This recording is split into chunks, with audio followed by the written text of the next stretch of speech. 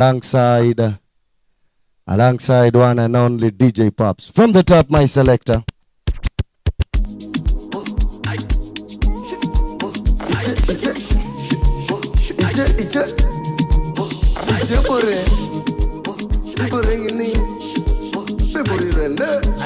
Ati Lisa from the track, my DJ. Atinani DJ Pops.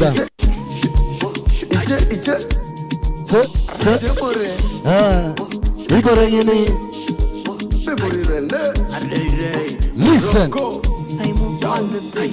Leteni pombe sasa tupombeke. K.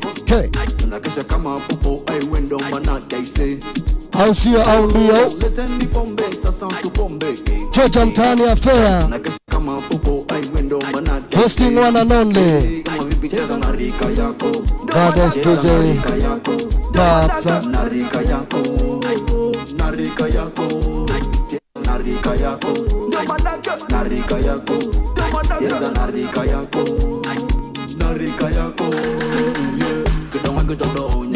Say.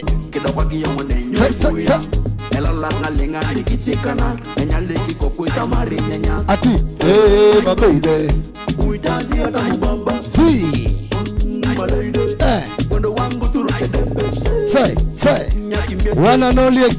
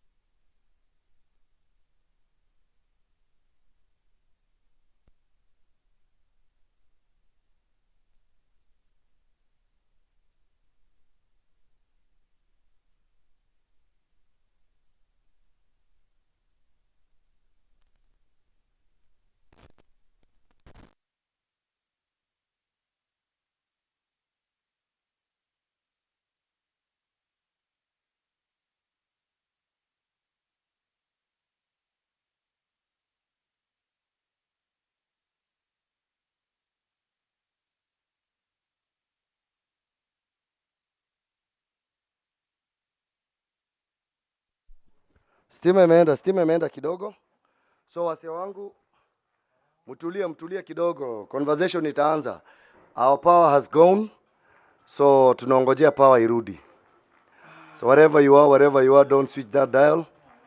Nasikia load of stima imekatwa, so I don't know why. My friends wamefika. Wazito wameingia. So tunaongojea power restore. Then you're coming back. Yeah, stima inakuja, stima inakam. So wait and chill. Don't go. Don't switch that dial. Power imepotea kidogo.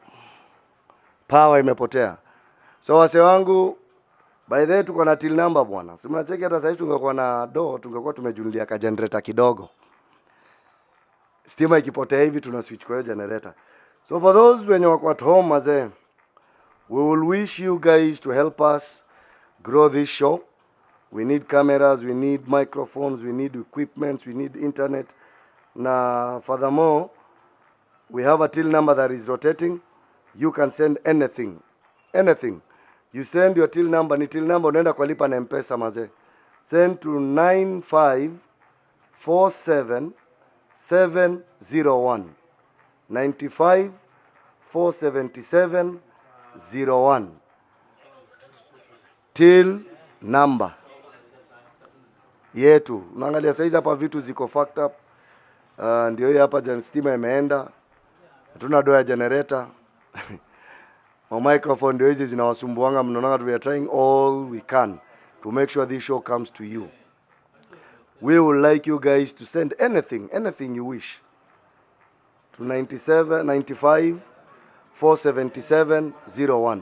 We are live also on YouTube. We have an account inaitwa This is Turkana.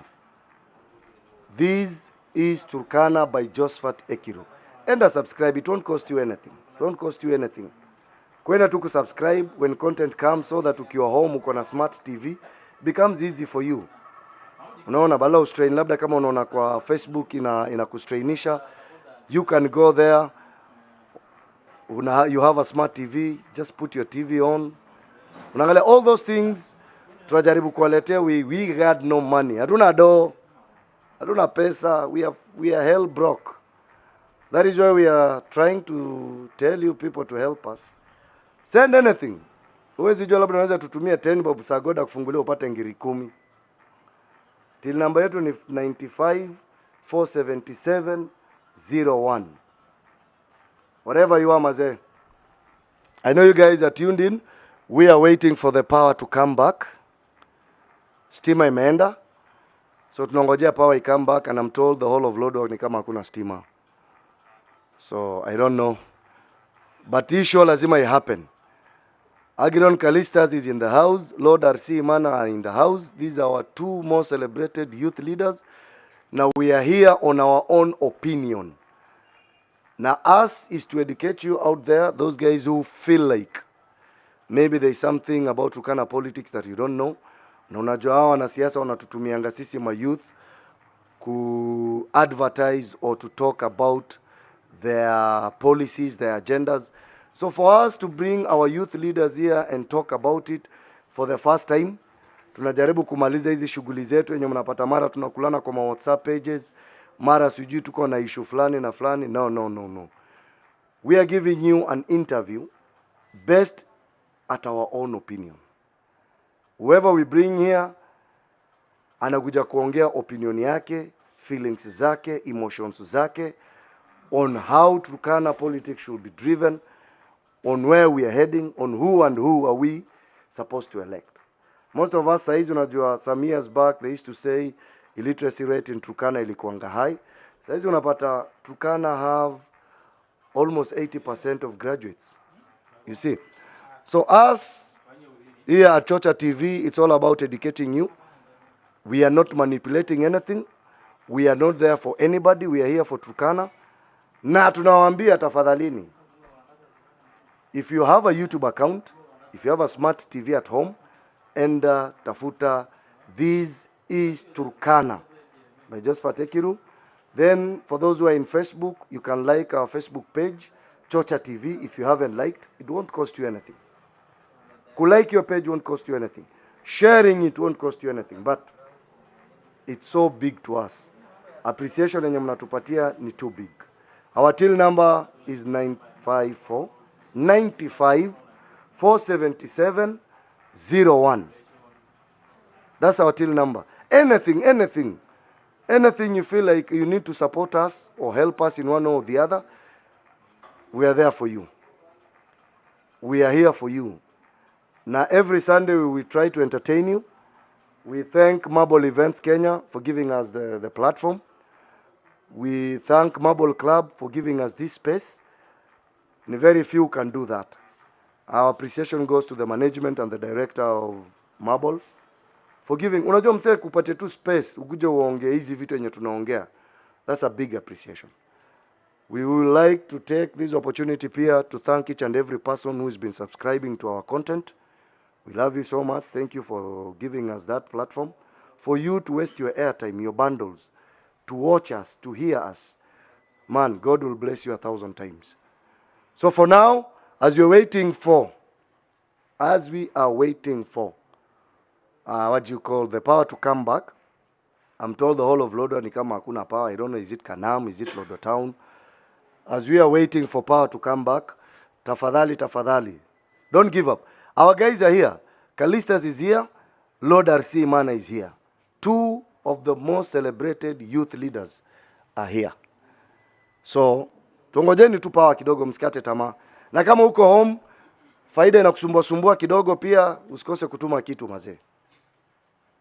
Usikose kutuma kitu. Till number ni 9547701. Please.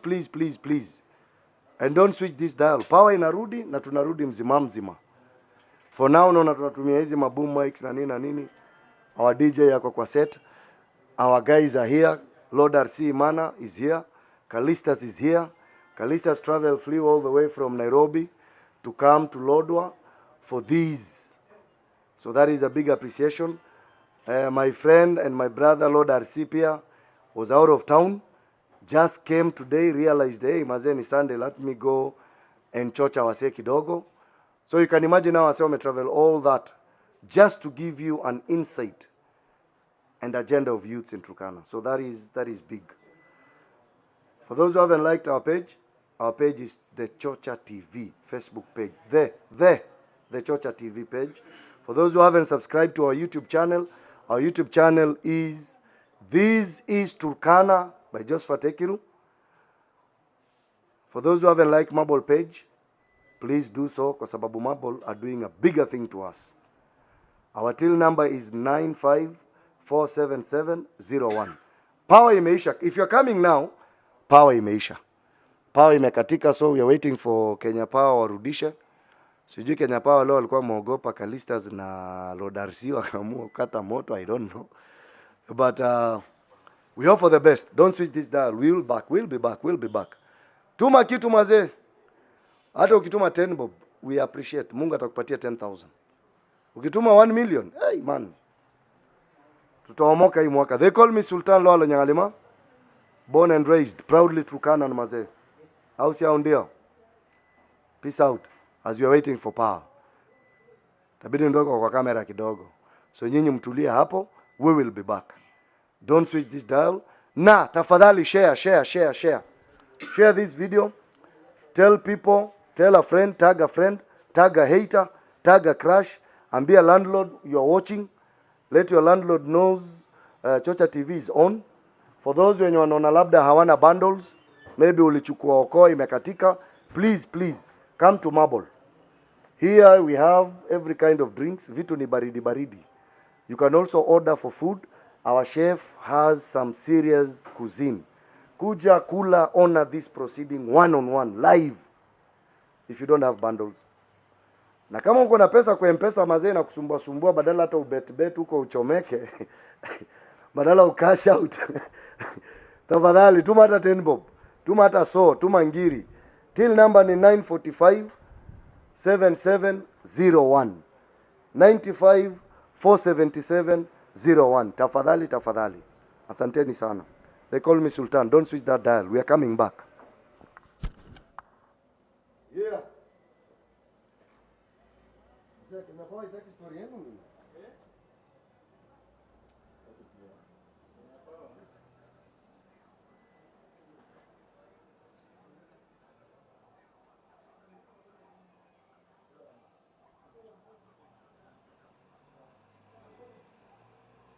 Hakuna msee hapa na nini?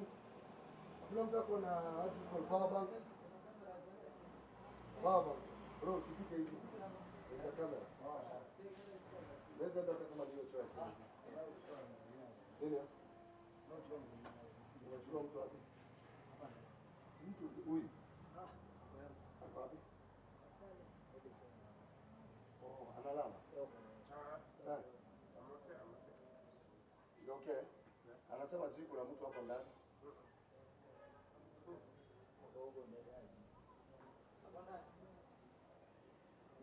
Ako ndani?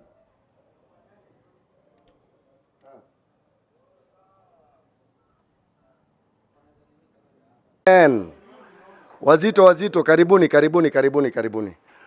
So wherever you are, tumepata ka solution kidogo hapa. But Kenya Power wanatukosea, but tutadili na hawa, don't worry. So ladies and gentlemen, karibuni tena to Chocha TV. Today we are hosting two of our most celebrated youth leaders. One and only Egeron Calystus and Lord RC Imana. Whether stima ikue ama isikue, we have to go live and for you to get entertained and very educated. So wase wangu, share this video once again. I know it has taken you a lot. Share this video please. Ukishare this video, go to Facebook page Chocha TV, go to our YouTube account, This is Turkana by Joseph Tekiru, and then tuendelee. So without further ado, let me welcome one and only my brother from another mother, all the way from, atatuambia natoka wapi, Loima, Turkana West, Turkana East, Turkana South. One and only Egeron Calystus, karibu baba. I know we were supposed to have a hype. Here DJ, but don't worry. Kuja. Karibu sana. Asante sana. Karibu baba. Asante. So let me introduce you, then if this one even doesn't work until hii stima irudi, I'll just hold the mic for you. Nataka nikuintroduce. Yes. We talk, then we introduce nani kwa sababu mic tutakuwa tukipass. Okay. So, Egeron Calystus, yes. Karibu. Asante. Home ni wapi baba? Loima. Yes. Loima pande gani? Takwel ke Korongole. The largest ward in the Republic of Kenya. Yes. Bro, masomo? I went to Kachaimeri Primary School. Kachaimeri. Yes, it is in Takwel. Yeah, then we joined St. Leo. St. Leo Kakuma. Yes. That is the class of 2011. Lovely. Yeah. So here I am. Proceeding ama ukaamua acha uingie biashara? I'm still pursuing a bachelor's degree. Lovely. And I'm a civil servant, so I want to engage further on that. Lovely. Haina ngori. Asante sana bro. Leo unajua stima imetukatikia. So don't worry about it. We are here to pass the microphones nini. It's all about educating our people, telling them way forward. What kind of leadership do we want? Ama do we wish? Yes. Then baada ya hiyo siasa lazima tutapiga. Yeah. How so? Yeah, I'm prepared for that. You're prepared? Yeah. Asante sana. So, this is one and only Egeron. Me introducing my brother from another mother. One and only Lord RC Imana. Hata hii Lord tunataka kujua ni nini. Karibu baba. Karibu.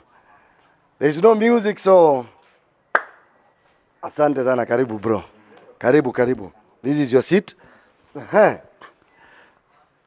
One and only Lord. Unaona umekuja mpaka na ngepa bwana. So, majina ya ID ile ya M-Pesa ni gani? Majina yangu ya ID ni Imana Moses Yakai. Yes. Born and bred wapi? Mtaa yako ni gani? Mtaa yangu ni huu tu. Lord, Yeah. Central. Nimezaliwa hapa, nimesomea hapa. University peke yake nimeenda nje ya county. Lovely. Shule primary wapi? Primary Kakemera primary hapa chini tu. Hapa chini, Alafu secondary? Secondary hapa St. Kevin's tu. Nyinyi ni wale wote ya small in harmony. Hapa small things grow. Intrepid carefulness. Asante. Yes. So university ukatoka? Nikaenda Meru University. Yes. Lovely, asante. Yeah. So brother, as kawaida yetu, it's all about educating, empowering our people. Nothing much. Yes. We are here to make sure to have a good debate. But without further ado, because wewe ndo nimekuleta wa mwisho, I want us. There is a story going on. Uganda. Kijana ya Museveni. Amesema is giving Waturkana a day or two to leave Uganda. Or else we will see the wrath of Uganda People's Defense Force. You as a person, a Turkana, proudly Turkanan, wewe utaambia hawa watu nini? I think reason ya mimi kuvaa hii kofia is because of that question. Okay. Yeah. Yale tuliona ya mambo social media. We saw in the Twitter handle ya kijana Museveni akisema kwamba atafukuza Waturkana ambao wako pale Uganda who are grazing there. Na unajua kwamba Turkana saa iko kiangazi kubwa sana, na wanyama wetu wameanza wafugaji wetu wameanza kwenda pale Uganda, wengine wameingia Ethiopia, you know? So wameingia kwa zile border zingine kwa sababu ya hiyo kiangazi. Na hatukufurahishwa na mambo kama hayo. Na kama that is a senior government official, kama kuna shida yoyote ambayo imetokea pale Uganda ambayo inaguza upande ya others wa upande ya Turkana, that should be handled in a diplomatic way. Sio tu kutumia force fukuza watu wetu huko. Pia ningependa kuwahimiza viongozi wetu, kwa sababu mimi sijaona reaction ya serikali ya hapa county yetu, sijaona viongozi wetu vile wana react, especially the leadership from Loima, because wakati wanyama wetu wanaenda Loima, at least the leadership of Loima should be take care kwa upande huo. Wanyama wetu ikienda upande wa Marsabit, upande ya West Pokot, leadership on that place should take care of our animals on that side. So sijaona leadership yetu ikireact, na mimi personally nimeguswa na jambo kama hilo. Okay. Yeah. Now, Baba. Yes. From Loima. Yes. This story ya Museveni. Yes. Kijana yake threatening Waturkana by telling them I will make sure you leave Uganda or else. Mtaani. Na unaangalia gateway to Uganda, we have 2 gateways. I think 3 or 2. Yes. But the one that wenye wase watu wanajua sana is through the Lokriama crossing. Yeah. You coming from Loima, what is your take? It's so painful, and it's grievous for a top government official to give such a statement. Yeah, it's very grievous. It's paining us as Loima. The most affected people are our relatives. So we hereby call the government of Kenya to intervene, because it is government that can convene with another government. Member of Parliament for Loima made a call to me, like he wanted me to say the same thing, and good enough you have asked this question. Yeah, he said he's trying, though the government of Kenya seems so sluggish on this issue. True. Our people are suffering. We have brothers, sisters from Lokriama corridor, from Urum who stay there, and now they are being threatened. Their life is in danger. In fact, they are coming back home, and I will wish to request them to come back home so that we can see other way forward, because hatuwezi ngoja kifo huko when our government doesn't want to protect us. True. The Kenyan government has failed us many times. True. Yeah, so that's what I can say over that. Yeah, it's so painful, bro. It is. Kwa sababu ukiangalia saa hizi the same thing happens every time now and then. It starts from Lokichogio, the border between South Sudan and Kenya.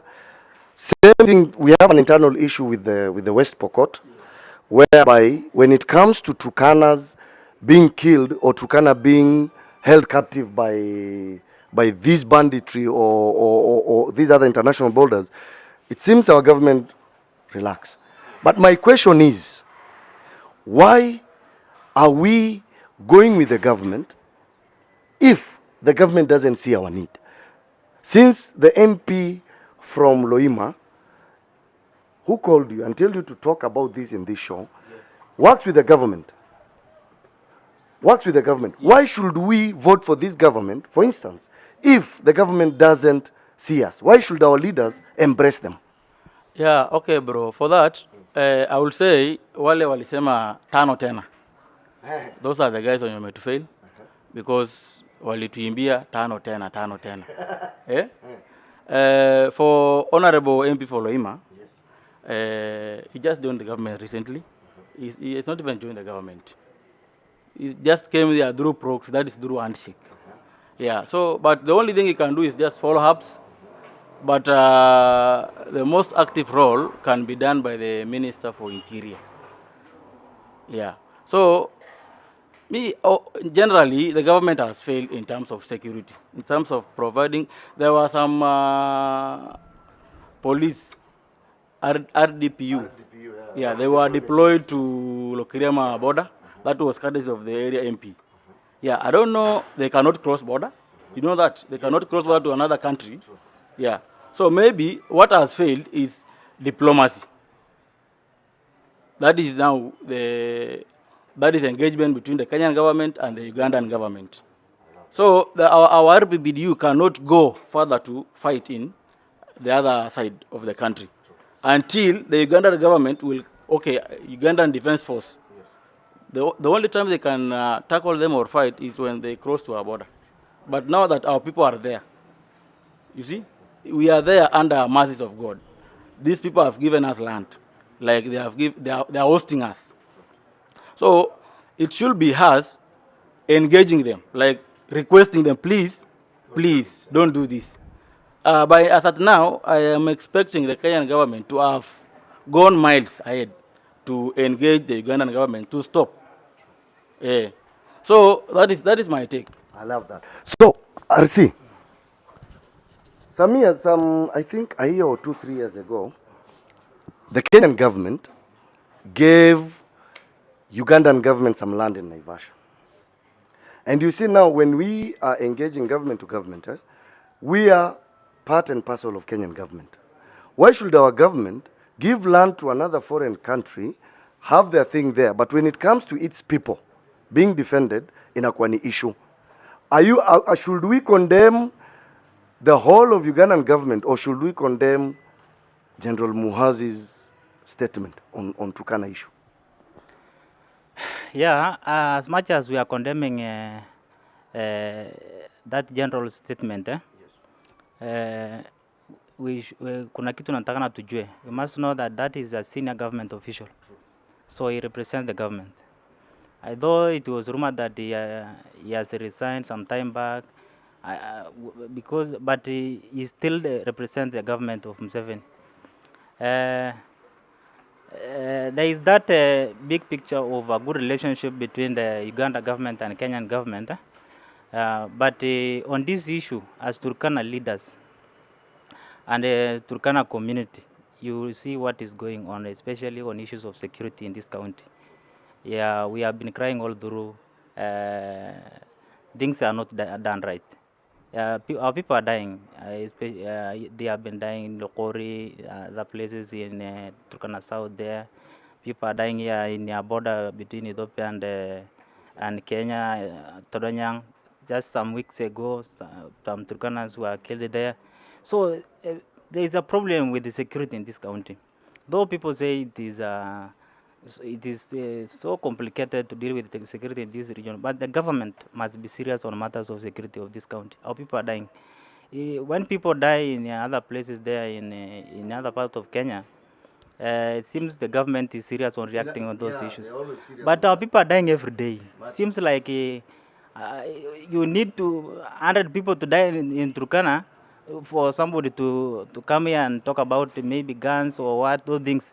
But nobody is feeling that a life has been lost. So on that issue, we are blaming our government. As much as we are blaming our government, our leadership also is trying to sleep on this matter. They need to react. They need to come out and pressurize the government to react to save our people from that side. If they need to come back, they come back peacefully without being forced to come back. But then coming back, and with this drought, there's no water, no grass. Where are they coming back? But yes, on the same issue, the Minister of Foreign Affairs need to have started an engagement before the given time to have engaged the Minister of Foreign Affairs in Uganda so that they can intervene before our people get such a wrath from such a military leader. Now, Uganda is a military state. Well, the only way we can engage them is through diplomacy. Yeah, so as at now, I'm expecting, or I can call upon the Minister for Foreign Affairs to engage with another minister from Ugandan government. Yeah, let's save our people. But if you look at the same statement that General Mose was saying, he said that Turkanas have killed his soldiers. Did that thing happen? Okay. So that before we go that, I also asked RC. Okay, bro. Matters in Uganda. Okay, the Karamojong, people have guns. Our people also, some have guns, some don't have. But the requirement that for our herders to enter Uganda, the first requirement is to surrender guns. So I'm expecting that wale watu wetu wako huku hawana mabunduki. Whoever killed the Ugandan the forces ni Karamojong or just some gunmen from their area. Not Turkanas. Not Turkanas. So that means this is just a mistake because the Turkanas are vulnerable in their land, and the Ugandan government already knows that Kenyan people are suffering over these weather problems. Hatuna maji, wanajua tunawategemea hiyo like the Kobebe Dam. Kobebe Dam hatuna kama hiyo Kenya. So they know. So we are vulnerable because of we are not provided with our government maji. So we are just vulnerable, bro. Now, RC, issue ya Uganda, I know at the moment saizi, maybe the government is trying to do whatever it does. Mine is simple. This leadership of Turkana, starting from the former CS to our GVN, the governor, to the MPs, to the women rep, do you think they have Turkana at heart? Over this matter, okay. Over every matter, because now that we are leaving Turkana, going to look for water, for instance water, the Kobabe Dam or whatever, why shouldn't we have those kind of things here so that our people should not go there? It's true. I cannot say, I'm not in position to say they don't have Turkana people at that, but you know, this is leadership. This is leadership, and we are all different. We are not the same. Everybody, depending on the position you are given, unatakana uonyeshe kazi yako. Na pia CS mahali amekuwa kuna kazi yake alikuwa amepewa, na mambo ya security unajua vizuri structure ya security vile iko. Na ile wale watu ambao wanatakana kabisa wangangane na mambo ya security ni national government na kupitia MPs, pressure MPs wetu wahakikishe kwamba Waturkana wetu kwa mambo ya maboda nini, especially for example on this issue upande wa Loima, the MP for Loima should come out clear, the leadership in Loima there aungane pia na viongozi wengine wa county, you know. Kuna wakati wanyama wetu ilikuwa imeibiwa na watu wa I think they were people in Uganda there. What are those? The GA, yeah? Yes. The GA had taken our animals. Na serikali ya county hapa iliongea na serikali ya Uganda kurudisha hiyo wanyama. And it was done successfully. That was around 2020 there.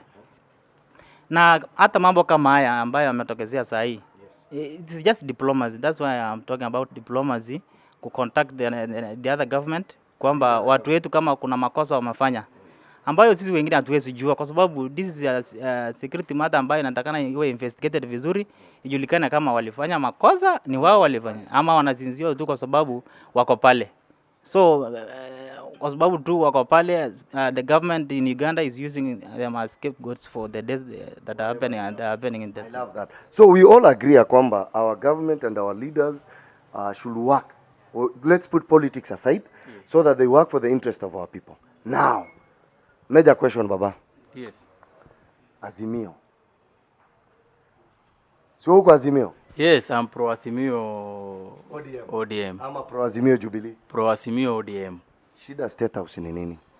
What is wrong with pro Azimio Jubilee, pro Azimio ODM? It's like you guys are not in terms. Yeah, okay, we are in terms. But we are leaving Jubilee matter for Jubilee. Okay. Yeah, as ODM we are already prepared to face the UDA. In fact, in Azimio we have sown this country. Actually, this is a message from Baba. Eh? We have sown this country. Yes. Turkana is an ODM zone. We are told to be ready to fill candidates from MCA to any other position, as provided in the Constitution of Kenya. So that means on the ODM side, Yes. munajaza kila mtu. Yes. Is Jubilee also doing the same thing, right? Jubilee are doing, because we saw their structures, eh? We saw they have their aspirant, the governor, they have their deputy governor, they have their MPs that have been drawn all over Turkana. But who do you think is their governor? Who? Who do you think is their governor? They say, Who do you think is their governor? I don't know. That is for them to say. I'm telling you this, there are talks. Talks are going on between Jubilee and ODM. What we know, or what I know, is that the Jubilee candidate, Yes.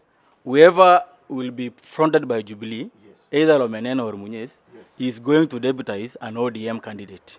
Shikilia Take hapo. it from me. Shikilia hapo. Mtiangu ya UDA. Umetoka recess. Says imekuwa extended. Extend. Extended. The ODM side are saying, the ODM Azimio, that whoever wins in Jubilee, whoever they will pick, either Right Honorable CS Munyes or Honorable Lomenen, will have to deputize the ODM aspirant Honorable Napotikan. And when they come there, they are ready to face you and your team. Now kama bado muko recess imeextendiwa, is UDA still existing? Yeah, UDA is still there. UDA is a national party, and the structures are still in Turkana, and it's one of the popular party in this county. Do you agree by what he's saying that ODM Turkana is an ODM zone? Yet you're saying UDA is the party that controls Turkana. I don't agree with him saying Turkana is a ODM zone. Why shouldn't you agree with him?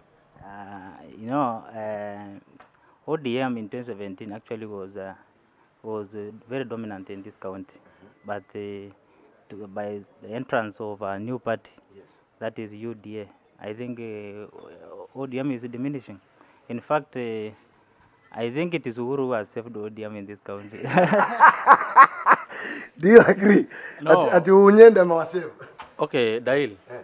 The figures I'm using Yes. to say ODM is still strong in Turkana is the 2017 figures. Because, We are in 2022. yes, we are in 2022. Until August is when we will prove that ODM is dying in Turkana. But as at now, Yes. Yes. ODM is still strong in Turkana, considering the 2017 results. So we go by Now- now, if I give you an example, for instance, a kid that What parameters are he using? Is he using to To tell say- us? yes. To tell us Yes. UDA is strong in Turkana. I should hata Mkenya nilikuwa nataka kusema imebidi I come back to you. What parameters? Yeye anasema they are going by what happened in 2017. Kulingana na 2017 voting. You in the UDA, what parameters are you using? Okay, before I answer that question of UDA, I want to tell him that my brother Calystus, that siku moja kwa siasa ni kama ni kama mwaka. Ni kama mwaka. Yeah.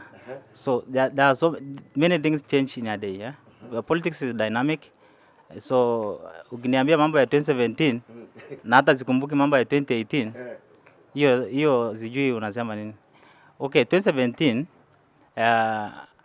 still Jubilee na ODM walisha seats hapa.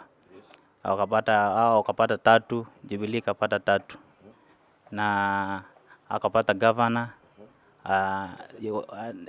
akapata senator, sisi tukapata women rep. So sisi tukapata MCs wengi kuwaliko. So kuna hiyo haikuwa that dominant vile. So as time moved there, the governor moved to UDA, the senator moved to UDA, but recently he changed position and he went to Azimio. I think he is in Oka. Okay, wiper. Why did the governor? Yeah. Why did So the they, governor change from ODM? Yet that is the party that gave him. That is the party that gave him the ticket. Why did he has to change from ODM to UDA? you know, people change parties. You know, in this country, people change parties because of interest of their people. They are, for example, a leader like our governor, he carries the interest of this county.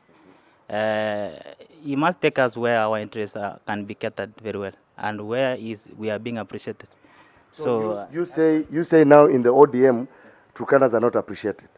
in ODM, Turkanas are not appreciated. What have we got from ODM? Shikilia hapo. Bro, Yes. do you agree what RC is saying? That the governor of this great county is putting us into an interest in UDA.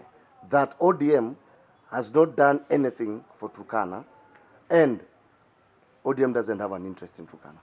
Don't you think that is self-interest? I don't know, maybe you tell me. I don't know. Okay, back to the strength of ODM in Turkana. In 2017, the governor Anoko was very strong. Do you know why? He had a very strong and formidable team, foot soldiers. Considering Jeremelo Murkai was there as his foot soldier, the Honorable Losike was there as a foot soldier, the Honorable Nabuin was there, Honorable Benson Lokwang as a PA was the best schemer in his team. Let me tell you, him losing all these guys, do you think he's very strong? He's still strong. The question here is, why did he leave ODM?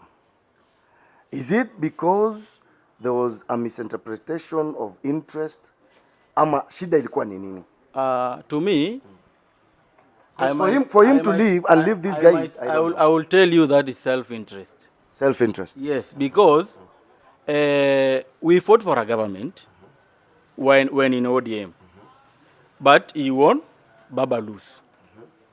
Unanipata? Nakupata. Baba lost. How do you expect Baba to? What did you expect Baba to give you? I'm told after.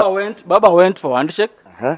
Before the handshake materializes, Uh-huh. the governor had went. Before we even start talking about the handshake, tuanze kusema Uhuru tunataka hii kidogo, alikuwa ameshatoka. So tungepata aje na kama mtu alikuwa ashatoka? Remember when Nanoko was the chair of Council of Governors? Yes. Remember he attended the swearing-in ceremony of Uhuru and Ruto against the wish of Baba. But unajua, Don't you think this is a guy who was already prepared to leave? can I ask you, for instance, now me I'm chairman of artists in Turkana. Yes. I might have my own political interest to who I will vote for. Yes. But when it comes to now generalizing the whole thing, at that time, Honorable Nanok was chair of governors. How many governors were elected in Jubilee? So him said, I remember in a clip, one of the clips he said, he went there as the chairman of COG, not as the governor of Turkana or as a member of ODM. Consider this, you are an elected member in an ODM party. ODM is a national party, not even a national party, it's an international party, because it is the long-living party in Kenya. What about Kanu? Kanu near 60s. Just after Kanu. After Kanu is ODM. Ford Kenya? Hizo ni machama za juzi. And they are not strong. No, Ford Okay. Kenya was there since 1990. Okay, I'm saying ODM is as values, as its own principles. When you are told, but when Baba gives directions, like, let's do this as a party, you should always follow. As respect to the party. Okay, when you join ODM, you will always sign an agreement. And there are rules and regulations that you are going to sign against and say you will follow them. So when you go against one, that is what we call infidelity. RC, Yeah. talk to me. Yeah. Do you think whatever my brother here is saying is totally the truth, because I know one time you've been pushing Nanok's agenda. There's a time you're also against Nanok. But do you think the ODM and his interest in Turkana are online kabisa? Kwa sababu these guys, the way they talk, ni kama wanaona sisi nyinyi wenye mko UDA, you will not win anything. Okay, before I come to that,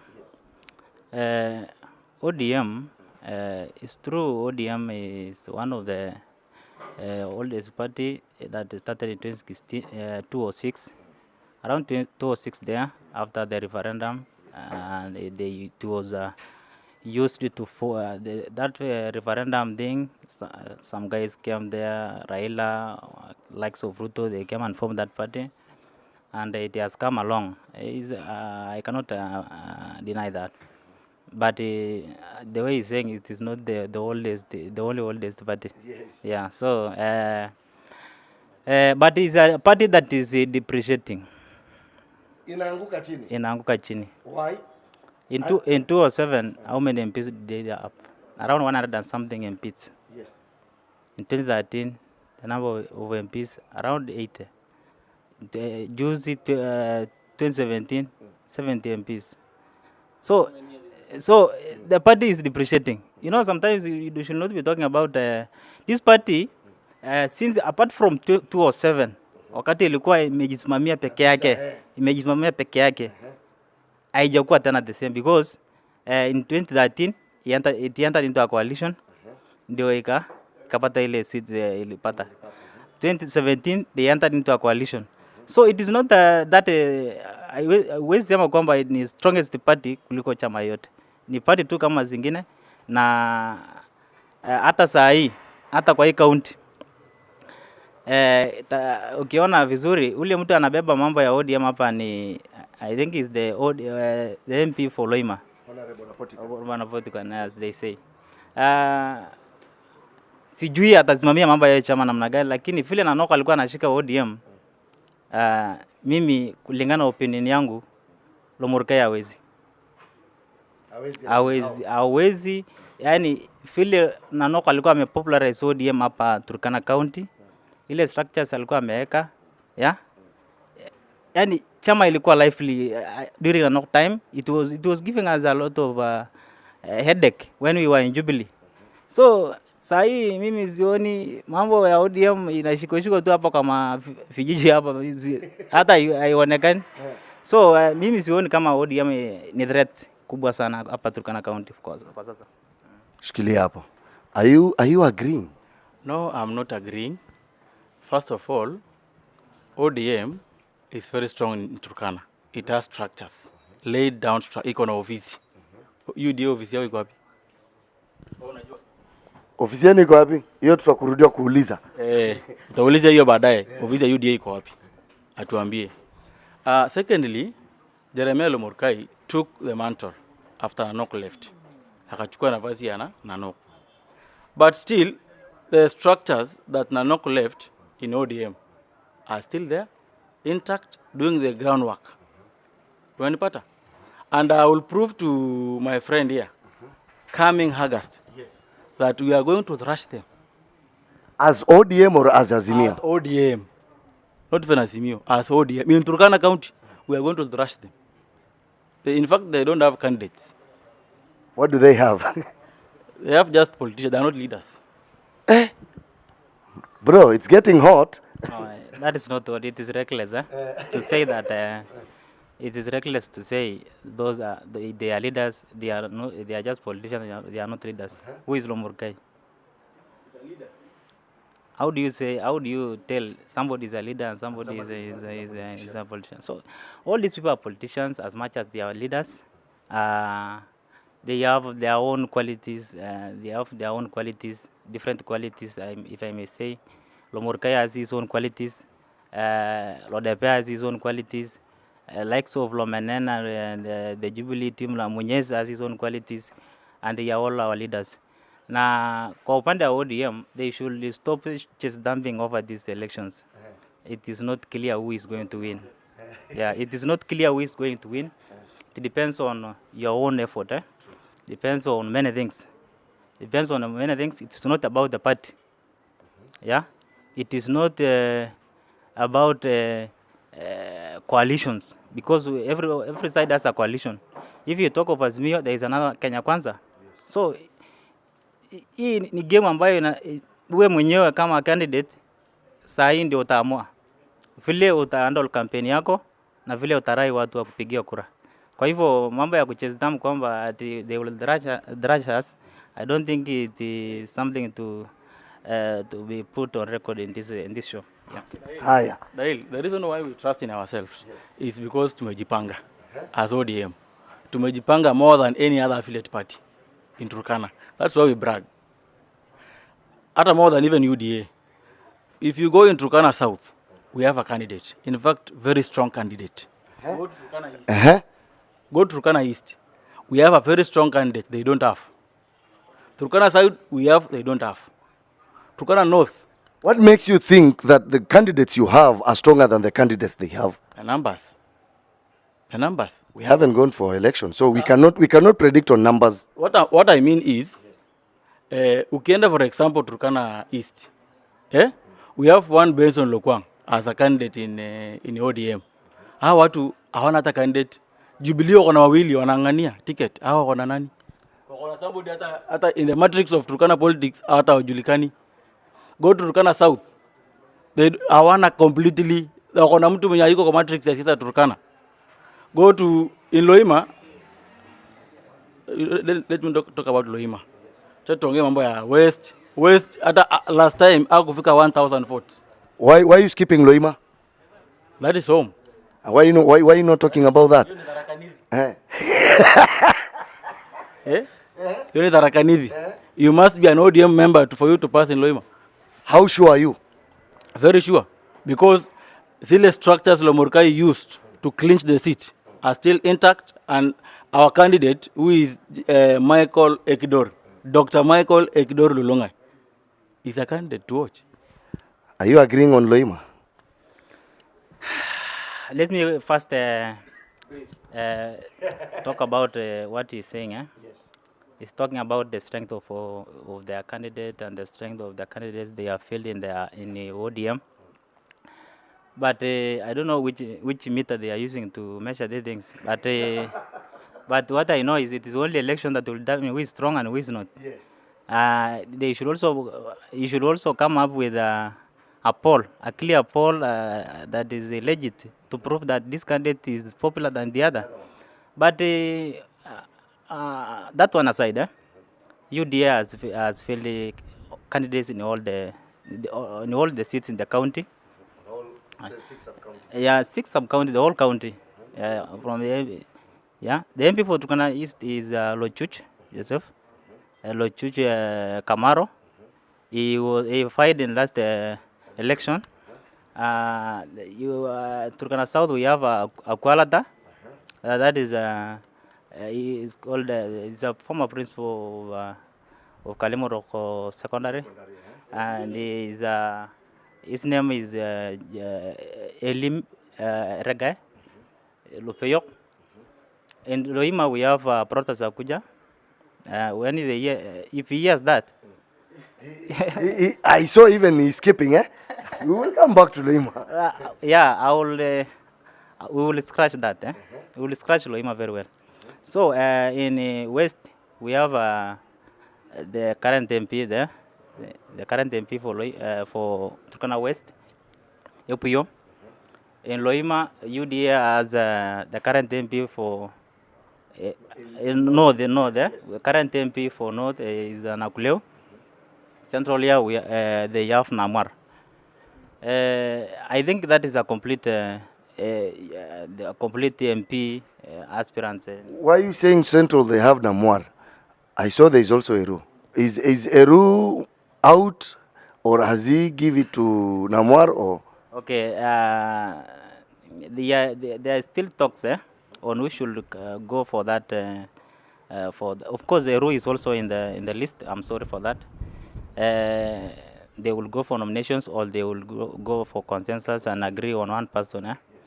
We had also Mama Joyce, but recently she shifted and to Jubilee. But we are now remaining with the two in Central.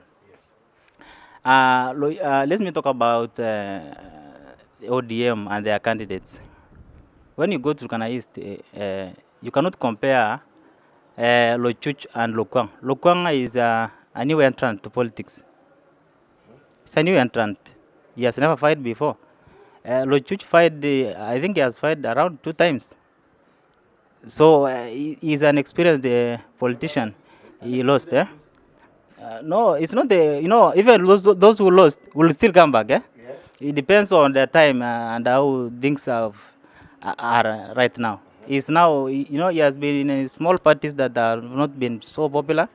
UDA is a big party. At least you will carry that wave. In Namoit in Turkana South, though he started his campaigns earlier, I think I think that's why people are saying he's more strong than other candidates. He started his campaigns earlier, and he has been maintaining his campaigns, and he's a front runner. I can say he's a front runner, but he's not the other front runners also. There is Philip Bebe for Jubilee, there is a Kualata for UDA. So this, if you see all these people, they are new entrants. No one is so sure is going to take this thing. So when you come to Central here, it's only Mama Joy's, maybe Eru has been fighting for MCA here in township. He's a popular candidate. Eru is popular. He's a popular guy, and we know him. He has been a youth leader for some time. He has also held some big positions in this county. Recently, he was a coordinator for Ngaf, and he's a popular candidate. Now, Mwara has been the CEC for finance. He has been a chief officer. Recently he has just been a CEC for finance. He's a popular candidate, especially in Turkana Central. But also, first time to go for politics. Yeah, he's a newcomer. He's a newcomer to politics. There is a book. Yeah. So there is a book. He tried to fight in 2017, but I think he was through consensus. He just quit.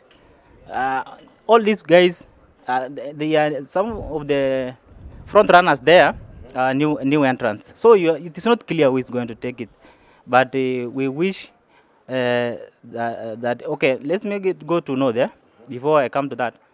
North, I don't know why they are just dumping so much about North, because I've just come from juzi nimekuwa North pande Lexon, nimekuwa pia pande Laktang. Siasa huko mambo ya ODM hakuna. ODM, I think even the candidate ambao wameweka huko, I think that guy realized, I don't know who cast Nabuin. That's something that is disgusting. Nabuin had good chances with Munyeze, but because Munyeze is one of the popular candidates on that side. But I don't know which cheated him that with Lomurkai, he will take that seat from Nakuleo. Maybe he did his mathematics and see the only way I can clinch this seat is through Napotikan. But that is wrong. That is wrong, because Lomurkai is not popular in North. He is not. The only popular candidate in that place is of course Munyeze. Even Turkana West, it's Munyeze who is popular.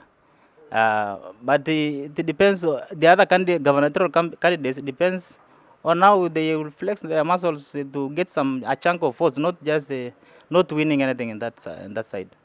Hold on. Turkana West, I'm not finished. Okay. Turkana West, there is a Turkana West ODM have former CEC education here. It's called Losike, yeah? A former councillor of Kakuma. Ni mtu amekuwa kwa siasa na he lost narrowly to Epuyo. He lost narrowly to Epuyo. Around I think kura 300 ndio alishindwa. Alishindwa na kura 300. Na wakati aliandikwa kazi hapa county, siasa yake kaenda chini. He became a county government staff. na siasa pia ikaenda chini, na unajua watu wakati unaingia kazi expectation ya watu ambayo wamekuwa nayo sasa inaanza kudepopularize wewe, kwa sababu wewe saidia kila mtu. I think his popularity went down. There is also an upcoming candidate there for, I think he was in UDA, but he shifted to Jubilee. That is Benja. He's an upcoming politician. He's a young guy. I think he has the support of young people in that region. He's also complicating matters for the big guys in that side. Okay. So the politics is generally complicated this time around. In Loima, there is this guy called Dr. Regai. I don't know much about him. He was a county government staff. He's a new entrant to politics. But he's now, you will meet with Akuja. Akuja is a former MP of that place, of Loima. But you cannot wish him away. He's a strong guy in that side. Sikilia hapo.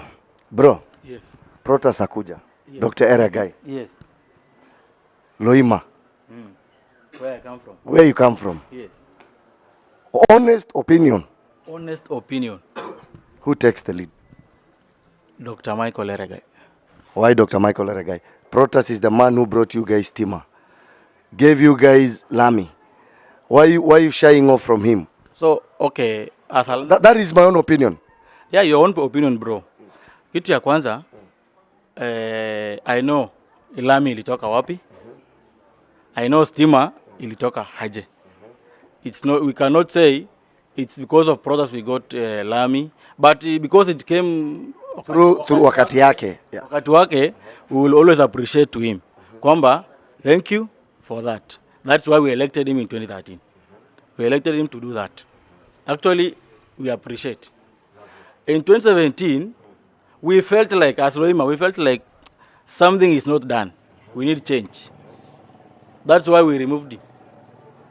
We put the Jeremiah there. The Jeremiah is taking us well. And now he's eyeing for an higher position. There is another candidate coming. New entrant. New blood. That guy is well educated. Eh? He's well educated. We think we need to tap more from him. The knowledge he has, the energy, the leadership skills. That guy, because we've tested products previously, we feel like, as Loima, we feel like we need somebody else. Some fresh energy. Some fresh energy. Protas was there, and what he did to us was around 50%, and we needed 90%. That's why we removed him. We put the Jeremiah there. He has now gone to another position, but we are still looking like we need somebody else. Has Napotican given you the 90% you wanted after removing Protas? He has tried. He has tried like 80%. 80%. Are you saying that because he's your friend, ama is because you're flowing with him on the same party, or are you saying it honestly? I'm saying it honestly. If you give me time, I'll give you what Jeremiah has brought to Loima, what we were longing before. Not just the problem with Protas before, ilikuwa ni like projects were misappropriation of projects. Like there is sile vitu nyinyi hamtaki mnaletewa. For example, there was a dispensary in Naurenpu, which is a ghost project up to date. Up to date, it's a ghost project. Imekuwa nyumba ya nini? There is another one in Nagis. Incomplete projects. So that is why we felt like this guy should rest. Was that county government jobs? That's what I'm telling you. The guy did not read the constitution very well. Okay. The constitution said health is a default function. He went and constructed a dispensary without consulting the county government. Wow. The reason why I'm saying Jeremiah Lomurkai has done much than even Protas. This is an honest opinion, bro. True. It's not because he's a Miss buddy or a Miss friend. If you had given me time, I'm giving you time. I'll give you a number of projects ranging from education infrastructure, water projects, yeah, up to we have a project has started which Jeremiah went. He moved a bill in parliament under water, which saw Loima getting a dam. Construction is still going on. A 231 million dam, an equivalent of a dam in Kobebe. Like the one we were talking about earlier. I love that. It's under construction now. But there was a problem, slight mistake of the site location. It seems the community and the contractor did not agree on the location of the site. So that is why that project is not functional as of now. It should have already been completed. Such a big project on peace, like issues security. Jeremiah has tried. Bringing RPBU to that border is a milestone. Since he came to power, a place like Lopke has never lost a life than before. A place like Urum, it's just currently we are feeling like because our people are in the other side of the country, you know, you cannot extend yourself to that side, and unless you go there as a diplomat to make diplomacy. So we are feeling like Jeremiah is doing good, and that's why the people of Loima are telling him to go and get the county seat. We want to promote him, and a new guy is there, very educated, is people oriented. That is why we are feeling like protest aenda nyumbani. Lovely. So, juzi tumekuwa we're still in matters of Turkana politics. Juzi tumekuwa Moi Garden. His Excellency the Governor was giving out checks for Biashara Fund. And there is a statement that went viral that he said when he leaves the office, most people will miss him. Do you agree with that, Bwana RC? Thank you for that question. Okay, I was there in that event. Actually, the governor was so emotional on matters of our county. That was a great event. Surely, we are going to miss our governor, yeah? And we miss every leader because of matters of development and what they have done for their people. We are going to miss Nanok for many things. We are going to miss him because of where he has moved us. He has moved us from, actually he has moved us from a very lower side of development track. Mambo ya hospitali, mambo ya ECD, upande education, ECDs, all the things that they have done now, issues of infrastructure, putting the good foundation to our county. These are the things we are going to miss him for. He has offered leadership on many things. Since when he was the MP, there are good things. He opened so many places in Turkana East, like Lomelo and those places in Ramuge. People are still living in those areas. He has been very critical on matters of security, and these are some of the things we are going to miss him for. He has improved health. Ukiona referral yetu, at least kuna mambo yamefanyika huko. Hata kama hajafanya kila kitu ambayo tungependa iwe pale, but at least he has tried. He has moved us some steps up. Yeah.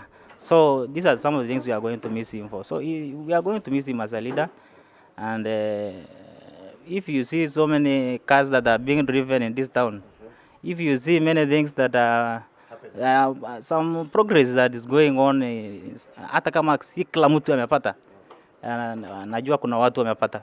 So and we are going to miss him for those things. Najua hata yule atakuja atafanya mambo yake, akitoka lazima kuna mambo ambayo tutamkumbuka nayo.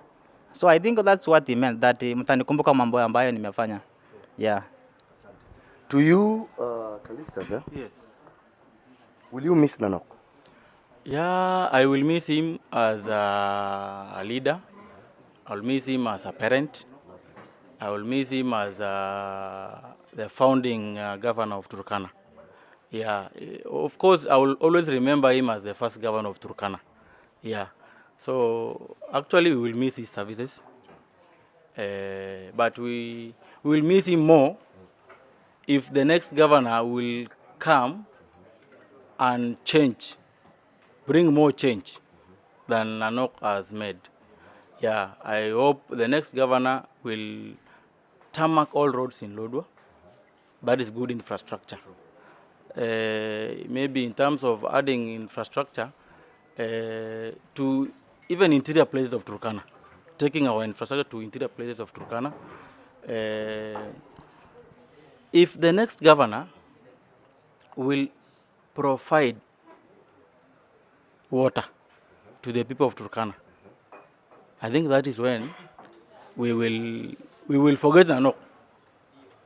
Yani ule governor atakuja akituletea more water, clean drinking water.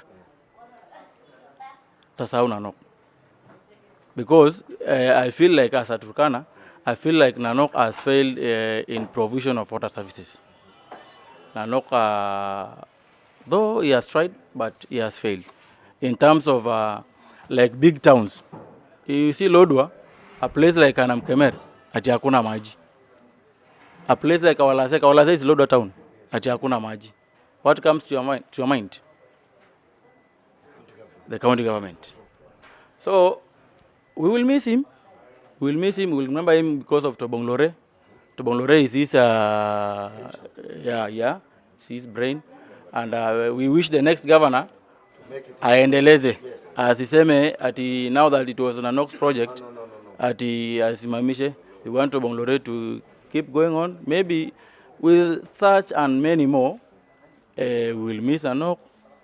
Yeah. I love that. Now, UDA, because we are talking more about ODM and these other things. UDA. Shida UDA ni nini? After the Right Honorable Speaker left, kidogo they rearranged. Lodepe was given the mantle to lead. Kidogo hivi pap, another blow. Mama Joyce left. Why is it that UDA are not even seen? The only thing we are seeing is Lord RC Imana recess. Wale wase wengine recess. Why you go, mtatoka recess when? Kwa sababu months are going. We are heading to April now. We'll be left with like 3 months to campaign. Are you guys up to the task? For instance, being given today, Lord RC with UDA meeting with Lodepe, Egeron Calystus, Napotikan, ODM, patikane kwa ballot. As for now, maybe elections are being held tomorrow. Will you guys win? Of course, elections will not be done tomorrow. No, I'm giving it as an example. So we all know elections are in August, and everybody is preparing. Everybody has put his own schedule. Yes. Has prepared the schedule. Everybody is planning. If you see, maybe the base also planning. Yeah. So we are all, you see, even in Azimio Jubilee, people are still fighting over a ticket. Mambo ya ticket hajamalizika. So why do you want us to rush? So we are all so okay. Issues of UDA. Of course, there is a challenge in UDA, yes. And I want to address that as it is. Yes. There is a problem. There has been issues since that fiasco of party ticket. Yeah, Rastas and Lodepe. You know, it was a Manzoni thing. There was a meeting in Manzoni there. There was a protest here. You know, those things. I think they took they made UDA plans to a bit complicated. For some of us who have been UDA supporters, for example, me, I've been supporting my Erastus for governor within the UDA team. So when he was aged out, he got hurt, of course. Yeah. So and it's not me alone. Many people who got hurt. In one hand you love Erastus, the other hand you love UDA. Erastus has gone to Jubilee. You become confused and you don't know what is the plan. And you need leaders to give these directions. Does it mean Since that does it mean Right Honorable Speaker didn't give any directions? of course, after Manzoni thing, Yes. I think our leaders never use the right channel to give information to their supporters. Yes. And that thing actually affected the whole thing. We have never went smoothly the way we really expected. Even after getting that decision, Yes. they never, no one has actually met all the groups, reconciled all the groups, and telling them that this is the direction that we have took as leaders, and therefore as our supporters and the good supporters of UDA, we urge you to follow this direction. So that thing has not been done in UDA. And I want to address our leaders, Yes. UDA leaders in this county, and that is starts with Governor Josephat Anok, who is our patron in the campaigns for UDA. He is also a senior most official in the UDA at the presidential level. He is the Director General of UDA presidential elections. Yes. And I want to tell him this, that the same way you got that decision, the wisdom you used to get a candidate for UDA, you should use that wisdom, use those plans to talk to UDA supporters who are disgruntled, like us. No one has approached us that this is the direction that should be taken. Not just because this decision has made, you should follow blindly. No, it is not right.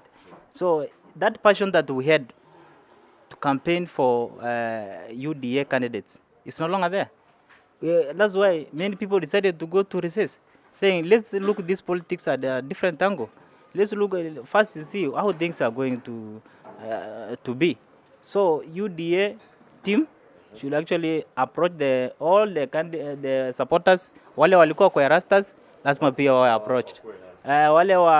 Of course, Erastus has moved to Jubilee. He has not moved with everybody. Kuna wale bado wanahang. Kuna wale bado wanahang wanasema sasa huko asijui mambo ya Jubilee, you have never been, ulitoka huko kitambo, utakani tena ujui wale watu wako huko sahi, sasa unaenda huko kufanya nini? Sasa hata Erastus mwenyewe hajakuambia kwamba Jubilee iko hivi, this is my position in Jubilee, and kama supporters wangu kujeni twende upande huu. Lodepe na wale walipewa ticket hawajachukua hiyo, sijui kama wanatuwelcome ama hakuna, lakini they have not taken that time to approach Rasta supporters that tuachana yale mambo yalifanyika. Mtu yeyote anaweza kuwa candidate ya chama na tuendelee na mambo ya chama na tushikilie hii kitu mpaka tupate. So we urge them to improve on that, and they should do it faster because things are running, days are running, recess is also running. Yeah. Given ile like a 30-second, given now, Napotikan versus Lodepe, who do you think will win? Wild guess. Napotikan and Lodepe. Of course, Lodepe will win. I'll come back and ask you why, bro. On the issue On if you can respond to that, Yes. I asked him earlier, Napotikan, Lodepe, an election happening tomorrow. Who do you think will win? Napotikan will win by a big margin. I want you to explain to me why that big margin. Because in Turkana Central, Yes. we are going to defeat LODP. Ah, Take it from me. how? I know. Explain. Yeah, okay. Benefit of our viewers, eh? You know, you want to know something from me. Leave around that. Let me respond on the UDA thing. Yes. UDA died last year when Honorable Erastus Yes. and Lomenen left. That is when UDA died in Turkana. Let me tell you, on an honest opinion, Yes. Erastus was the best candidate for UDA in Turkana. Let me tell you, that guy could have given an ODM or a Simio candidate a run for their resources. Yeah, but because he's no longer there, let me tell you, UDA is as good as dead. As much as Nanok, okay, you can even witness Nanok of last year and the current Nanok. The energy our governor had in campaigning for UDA gubernatorial position last year is not the same as now. Let me tell you, Governor pressure nini yake imeshuka. Ile energy alikuwa nayo last year because he has interest on Erastus because he believed in him. Wakati Erastus alitoka, let me tell you, sahi governor hata ile energy ana. I witnessed it ile siku alikuwa na launch hiyo biashara fund. I have witnessed it somewhere in Turkana North. So, governor, like for real, UDA is dead. We are going to take this seat for Turkana County as ODM. In fact, out of the 6 MPs, we are going to lose 2. We are taking 4. Women rep tunachukua, senator tunachukua, na governor. That is my opinion. My opinion, not even as an ODM candidate. Nikiangalia ground floor iko, grao. Vitu ni different, bro. UDA, Honorable ODP, like for example, Loima. Ukienda Loima, Erastus had introduced, Protas had introduced Erastus to the people of Loima. So, the only person angesumbua Honorable Jeremiah Loima was Erastus. Currently, as we speak, there is a resist. Hata Protas ameshindwa kupeleka LODP Loima. Ameshindwa.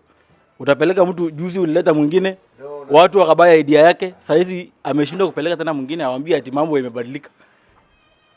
Kuna hiyo resist. It is not only in Loima. Even in Turkana South. Even in Turkana East. Even in Turkana, in Turkana North.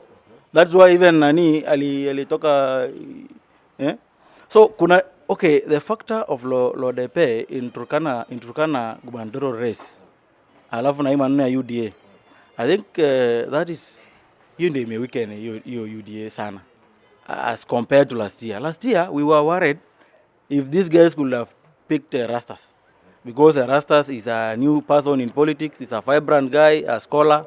So he was most of our professionals had admired him. In fact, he had a chunk of professionals, a good number of them. I'll call him support. But now that he's not anywhere, he's in Azimio. Jubilee. He's a plus to us. Azimio, Jubilee, yes. But looking at the bigger picture, UDA is losing.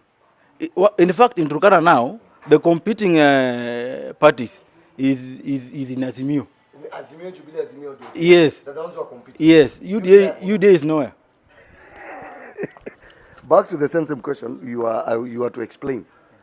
Then Ujibui. Why are you saying LODP will thrash Napotikan? LODP will win if they do what I've just told you, and if they bring all UDA supporters on board, if they, of course, Politics bado haijaanza. Ile ya campaign ile serious haijaanza. Bado mambo ya nominations iko ni mambo mingi bado yako. So kusema kwamba unaweza determine when you're strong sana saa hii ni ngumu. But kulingana ile structures ambayo iko. Unajua kila mtu anategemea ile structures iko. UDA iko na structures yake at least in every constituency na LODP campaign ikianza, I think my brother will see that ile energy anasema ati Nanok atana saa hii ataona ataona hiyo energy because mahali LODP alipewa ticket kwa nani Nanok hapo hapo. This is the decision of leadership UDA including Nanok himself. So kusema kwamba ati Nanok amepoteza energy gani? Of course Nanok has come out all this time that he's not Erastus has not been his project. If Erastus was the project of Nanok, kwa nini ameenda Jubilee? Kwa nini ameenda Jubilee? If he was that project, ni project ni mimi ndio nakupea kila kitu, wewe hakuna kitu siasa utafanya, wewe si mimi ndio nakusukuma. Hiyo imeisha. Sijui watasema nini juu ya LODP. Maybe they are preparing another propaganda. But we are equal to the task. Hiyo propaganda yote tutaweka chini. So ODM we are giving them benefit of noises. Let them run around with those noises, but we are lying down. So I want us to go online kidogo because we have some people in to watch. To each and every person. If you haven't liked our page is the Chocha TV. If you haven't gone and watch us on YouTube, our YouTube account is This is Turkana with Josephat Ekeru. Kama nyumbani uko na TV and you want to follow these conversations, go to our YouTube channel if you have a smart TV, that is. Our Facebook page, our YouTube account is This is Turkana by Josephat Ekeru. Subscribe, comment, share. But I want us to go online because I'm seeing some people when you're online. I also want to engage them. There's a friend of mine here anaitwa Lotiki Thomas. Lotiki Thomas is saying, Lord RC Imana, UDA died in Turkana when Honorable Lomenen went to Jubilee. And Katili Ward, we have Akwala only who left 3K alliance to the UDA. Then I have another person who is saying, and Angure Richard is saying, Nanok can only be criticized after the second governor has been elected. The second governor's work will compare him. The two will be criticized for the work they do. I will miss him. We also have another person here saying, Lord RC Imana, thanks for being honest. UDA died a natural death, and a pastorate is left lonely with no congregation. That is from Paul Patrick Kotome. There's a person who's saying, Habandromi and Sema ODM will not get a single MP. Take this to the bank. That is a person saying Habana Roni. Then I have another person here saying, come on, I'm a helper. So for those who are online, let's keep on commenting, let's keep on sharing. Let's have a good conversation. My next thing is to you. Yes. And this is critical. Given an opportunity today that Azimio has chosen Right Honorable CS to be the governor, yes, will the ODM people accept that? Or will you go ahead and, given that the two principles in the Azimio, that is our Honorable, His Excellency, the President, and Right Honorable Raila Odinga, given the opportunity, and they say, we wish Right Honorable CS to be the flag bearer for Azimio in Turkana. Will Napotican, will his foot soldiers, because you saw what happened to the UDA. They are still on recess. After their guy walked out, wasn't given the ticket, he decided to walk out of the party. It made most of the supporters of UDA, especially on the Rasta side, felt hurt. Will the same thing replicate to you? Bro, for a fact, I have attended several meetings, critical meetings, that were meant to unite the three principles Lomenen, Honorable Jeremiah, and CS Muñez. Yes. I have attended around 3 meetings. Wow. I was present. Wow. So whatever I'm going to give you is a fact. There was a meeting between the president, Honorable Raila Odinga, CS Muñez, Jeremiah, and Lomenen. They were given a time to go okay, and rearrange themselves and come with a formidable team to the two principals. That is the president and his brother, Raila Amolo Odinga. They were told to come with one person as a governor, the other as a deputy, the other is either a senator or to wait for a CS position. They were given that mantle. The first meeting was held at a certain hotel in Nairobi, in Stedmark. It was in Karen. I was there. An agreement was reached where Lomenen and Jeremiah accepted to work together, and a report was given to the president. So the two decided to work together? Yes. And a report was taken to the president, yes, which I know it is there. And again, the CS and his team decided to go on press. Wakaanza kupeleka another version of their story to the president, which again, they were given another time. Go and discuss. We went to the second meeting, which was held at Oginga Odinga Foundation. And Raila was present. Junet Mohammed, where Junet made the remarks. Yes. I was there again. I was present. Not within the corridors, but I was there. Yes. I had Baba live telling his members, I and my brother, Uhuru Kenyatta, have sold this country. Actually, we went there wanting clarity over some issues like, Baba, tell us, is Turkana and ODM sold or Jubilee? We want to know so that we can either join them or look for other alternatives. Baba said, him and Raila and Uhuru Kenyatta have sold this country. Mount Kenya has been given to Jubilee Party. Nyanza has been given to ODM. Some parts of Rift Valley is Jubilee and some part ODM. And to be specific, Baba said from his mouth, Turkana is an ODM zone. He told us to be prepared to field candidates from MCA and any other position as provided by the Constitution of Kenya.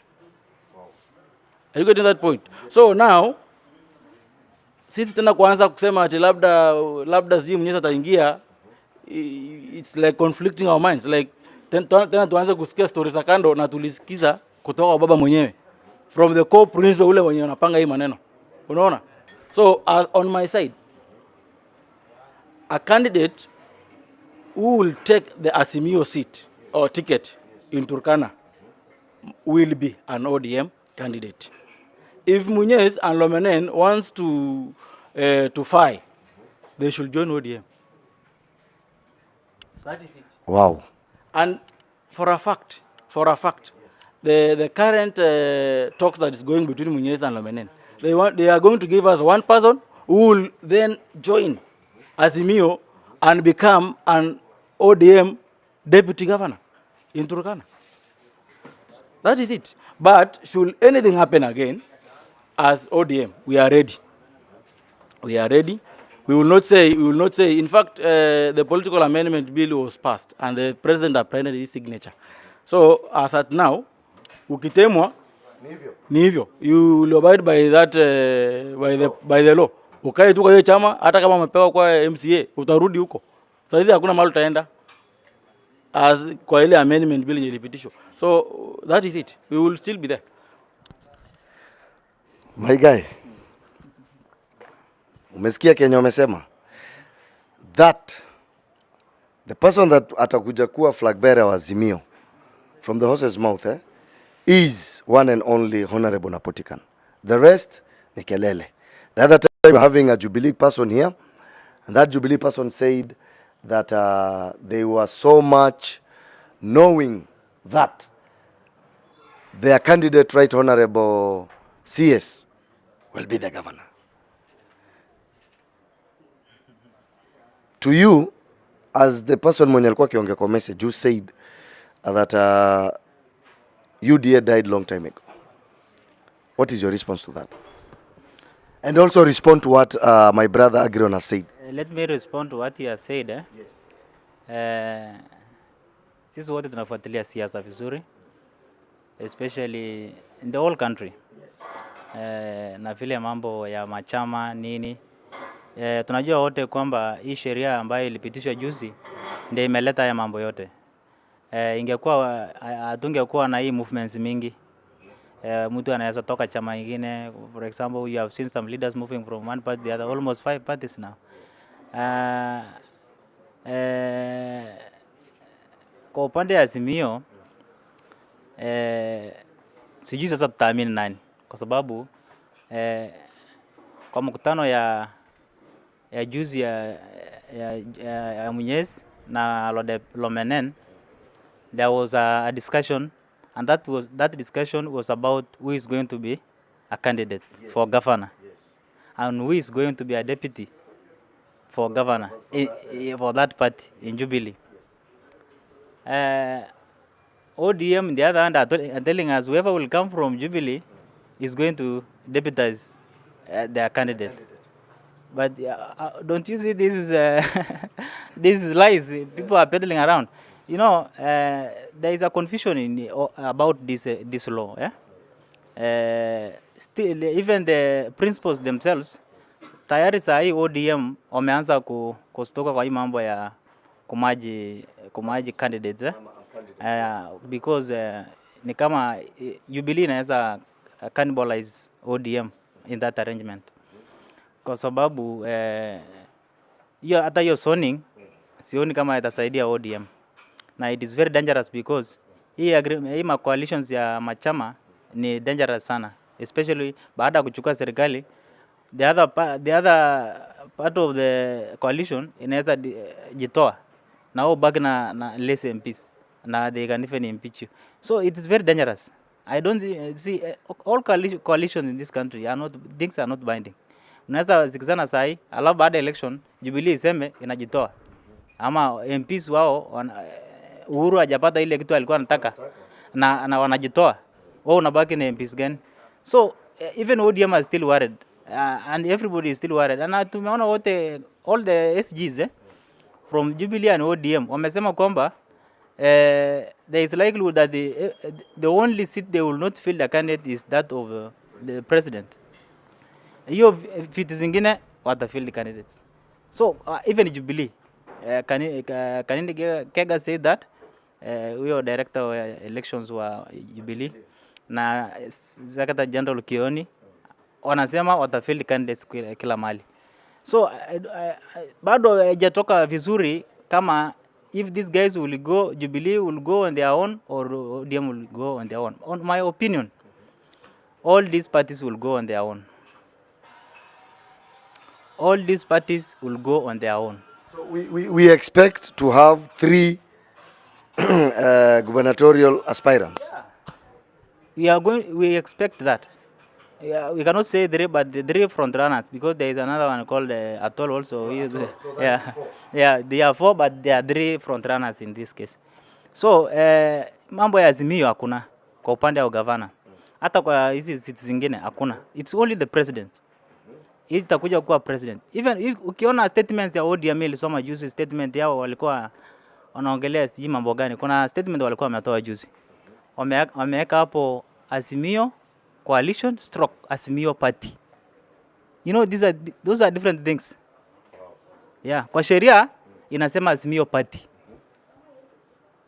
lakini coalition is different.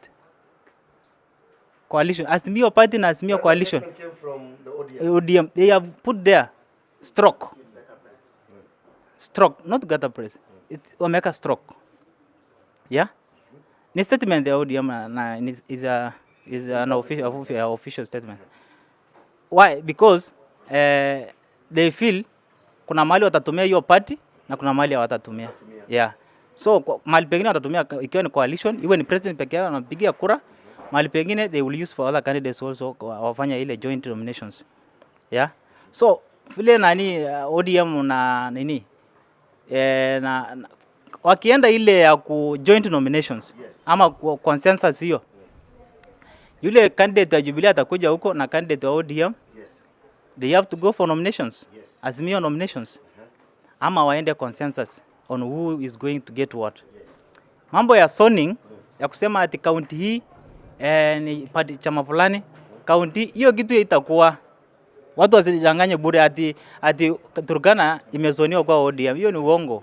Jubilee will still have candidates in this county. Paka ile ya governor watakuwa nayo. A swing county wewe sema ati mnafanya zoning. Yeah, it's a swing county. Yeah. Shikilia hapo. Do you agree to that? Kabla sijajibu mambo ya UDA Hold on kiasi. yeah. UDA nani alisema ilikufa? What I've just said is that tuko chini on planning na campaigns itakuja na will be there. So ni ile we have not organized many things. Tayari tumekuwa na candidates, tuna plan mambo mengine, mambo ya resources and other things hivyo. Mambo ya tuna plan mambo ya nominations. Kuna nominations especially kama Sai Central hapa tuko na MPs wawili. Hapa nominations after 14th. That is when now 14th nominations ya UDA kumalizika. Hapa watatuana. Umesikia? Wanasema after nomination. Baada ya 14th. Mnaanza kusumbuliwa na watu ya UDA. But on the same merit, story na zoning. He's saying that if we keep on thinking of zoning, like Turkana is a zone for ODM and all that, it might affect your party and maybe your campaigns for the presidency. Do you agree on that? Yeah, to some extent, I will agree. On the issue of zoning, it is there or not there. But I've just said what I heard from Baba. Or that is your own wenye mlikuwa mnaambiwa. But either way, should Jubilee go on their way and ODM on their way, I'm still optimistic that we are going to win. Yeah. So, on the issue of zoning and these others, recently you saw Mombasa County. Mombasa County, Jubilee told their candidates not to fight, to rest. Pull out. Wali pull out na huko imekuwa sasa an ODM zone. It's only ODM that is going to fill Azimio candidates in Mombasa County. I don't know, but if you see Kajiado County, there was a switch. I don't know, it was technical knockout to somebody there or what. There was this incident that Dr. Nkedianye went from ODM to Jubilee. And the same day, the sitting governor, Olelenku, switched to ODM. And it was received the same day. It looks like something that was planned. So, for me, I feel like there was a technical knockout of somebody. Are you getting the point? So, mimi mambo ya zoning, okay, as at now, I will just say, is there or not there? And at the opportune time, it will come. We'll take it the way it comes. So, hatuna shida. Tunakubali vile itakuja. But on the side of ODM, we are prepared either to face Jubilee. That's why I was telling you before. The competition is between Jubilee and ODM. UDA is nowhere to be seen. Yeah. Because UDA, vile tu nilikuambia, UDA hawana candidate strong in Turkana East and South respectively. The only place Turkana to UDA iko na candidate strong in North and West. Even Turkana Central hawana. Where are you putting the likes of Eru? Eru is a joker. Why are you saying he's a joker? Eru has been in politics all along. Let me tell you, the same way he was explaining that Honorable Kamaro Lochuj is an experienced politician in Turkana East. Don't you think he's an experienced loser? And same case scenario in Turkana Central, likes of Eru, experienced. But when you say experienced loser, the same thing same thing, bro, might also replicate to your party leader. People might say he's an experienced loser. Yes. But this is his time. You say no, hata watasema this is their time. He was promising us Canaan. And Canaan, if you equate with the Bible, chukua miaka ngapi kufika Canaan? 40 years. And trying 5 times here in miaka ngapi? It is the 39th year, my friend. So you're telling me these other guys who are losing these things up. We are trying to do a comparison. Yes. So the same people you're saying have wakona weight. Yes. Wakona weight. Unaona in Turkana Central, my only fears is nominations. Namar should be careful with Eru in nominations. Eru is a very smart guy in nominations. Let me tell you, something might come up. Mtashanga Namar is nowhere to be seen. Because Eru is smart in nominations. I know him. Uliona what happened in Chocha in 2017. Yes. What happened in Chocha that time? The same thing might happen. So Namar should be careful with Eru. Otherwise, it will be Dr. Abok versus Eru. And Dr. Abok, you know, doctors are smart people. So, he says that Turkana Central, that's what I'm telling you. Either way, either Eru will come or Namwar. Turkana Central, our UDA hawana candidate strong. Either it's Eru or Namwar. Despite the fact that Namwar is supported by sitting MCS, this is just because of Namwar was a CEO of finance. That's why MCS ni watu wa mulungula. So, sasa ukijua tuone wa finance hawatakuacha. That's why they are following this guy. So in the coming days utasikia tu toka. Ngoja tu taona nominations. Eru is smart in nominations. Yeah. But they are going to face a very strong candidate from ODM, Dr. Abok. With vibrant MCAs. If you go to Kerio, you will find a lawyer there. Nabenyo. Very strong candidate. Very, very strong. If you come to this Kanamkemer, very strong guys. Lodwa Township, very, very strong guys. The likes of Kalemo, umefunga na kwa mekui mpaka hakuna mtu anasumbua yeye huko.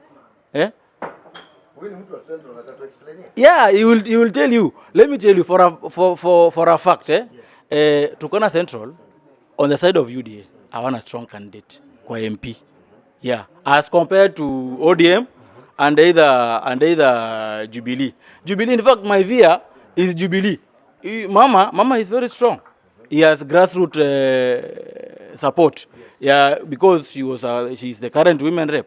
Na kona wale key people wake.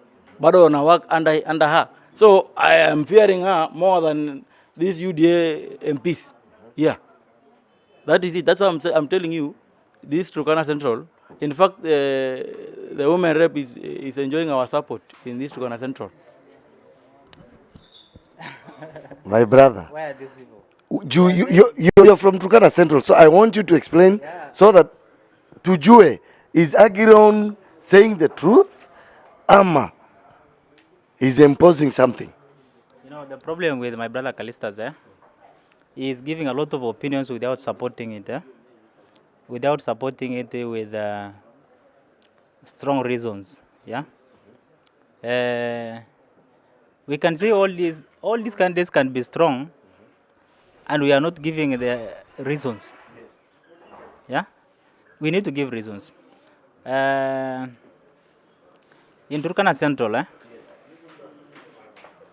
again I can tell you, Eru is crafty. That's one thing. He has just said he's a master of nominations, and that's why my brother Namwar should be careful. That is a valid statement. That one I agree with him. On mama ni kama alianza kampeni yake mapema hapa Central, na akaanza kuweka structures yake polepole, akaweka Eru ngav, akaweka wamama wengine hapo wanakuanza kuitana positions zingine hapo. The former councillor ya Lodwa Township, huyu anaitwa Anam, akaweka patia position pale ngav. And a few other positions hapo kwa ofisi ya ngav ni watu wa Central ndio waliandikwa wengi.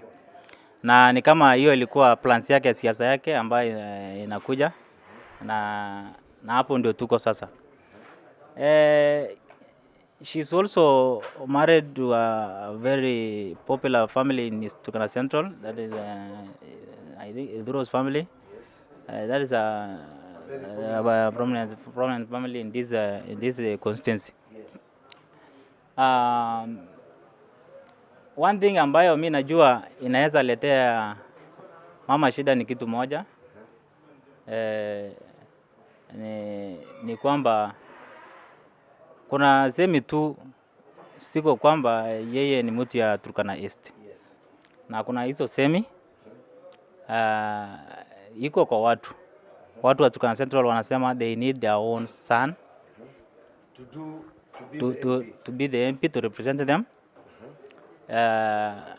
In this case, Namwar, Eru, na Eloto. All these are the true sons of this constituency.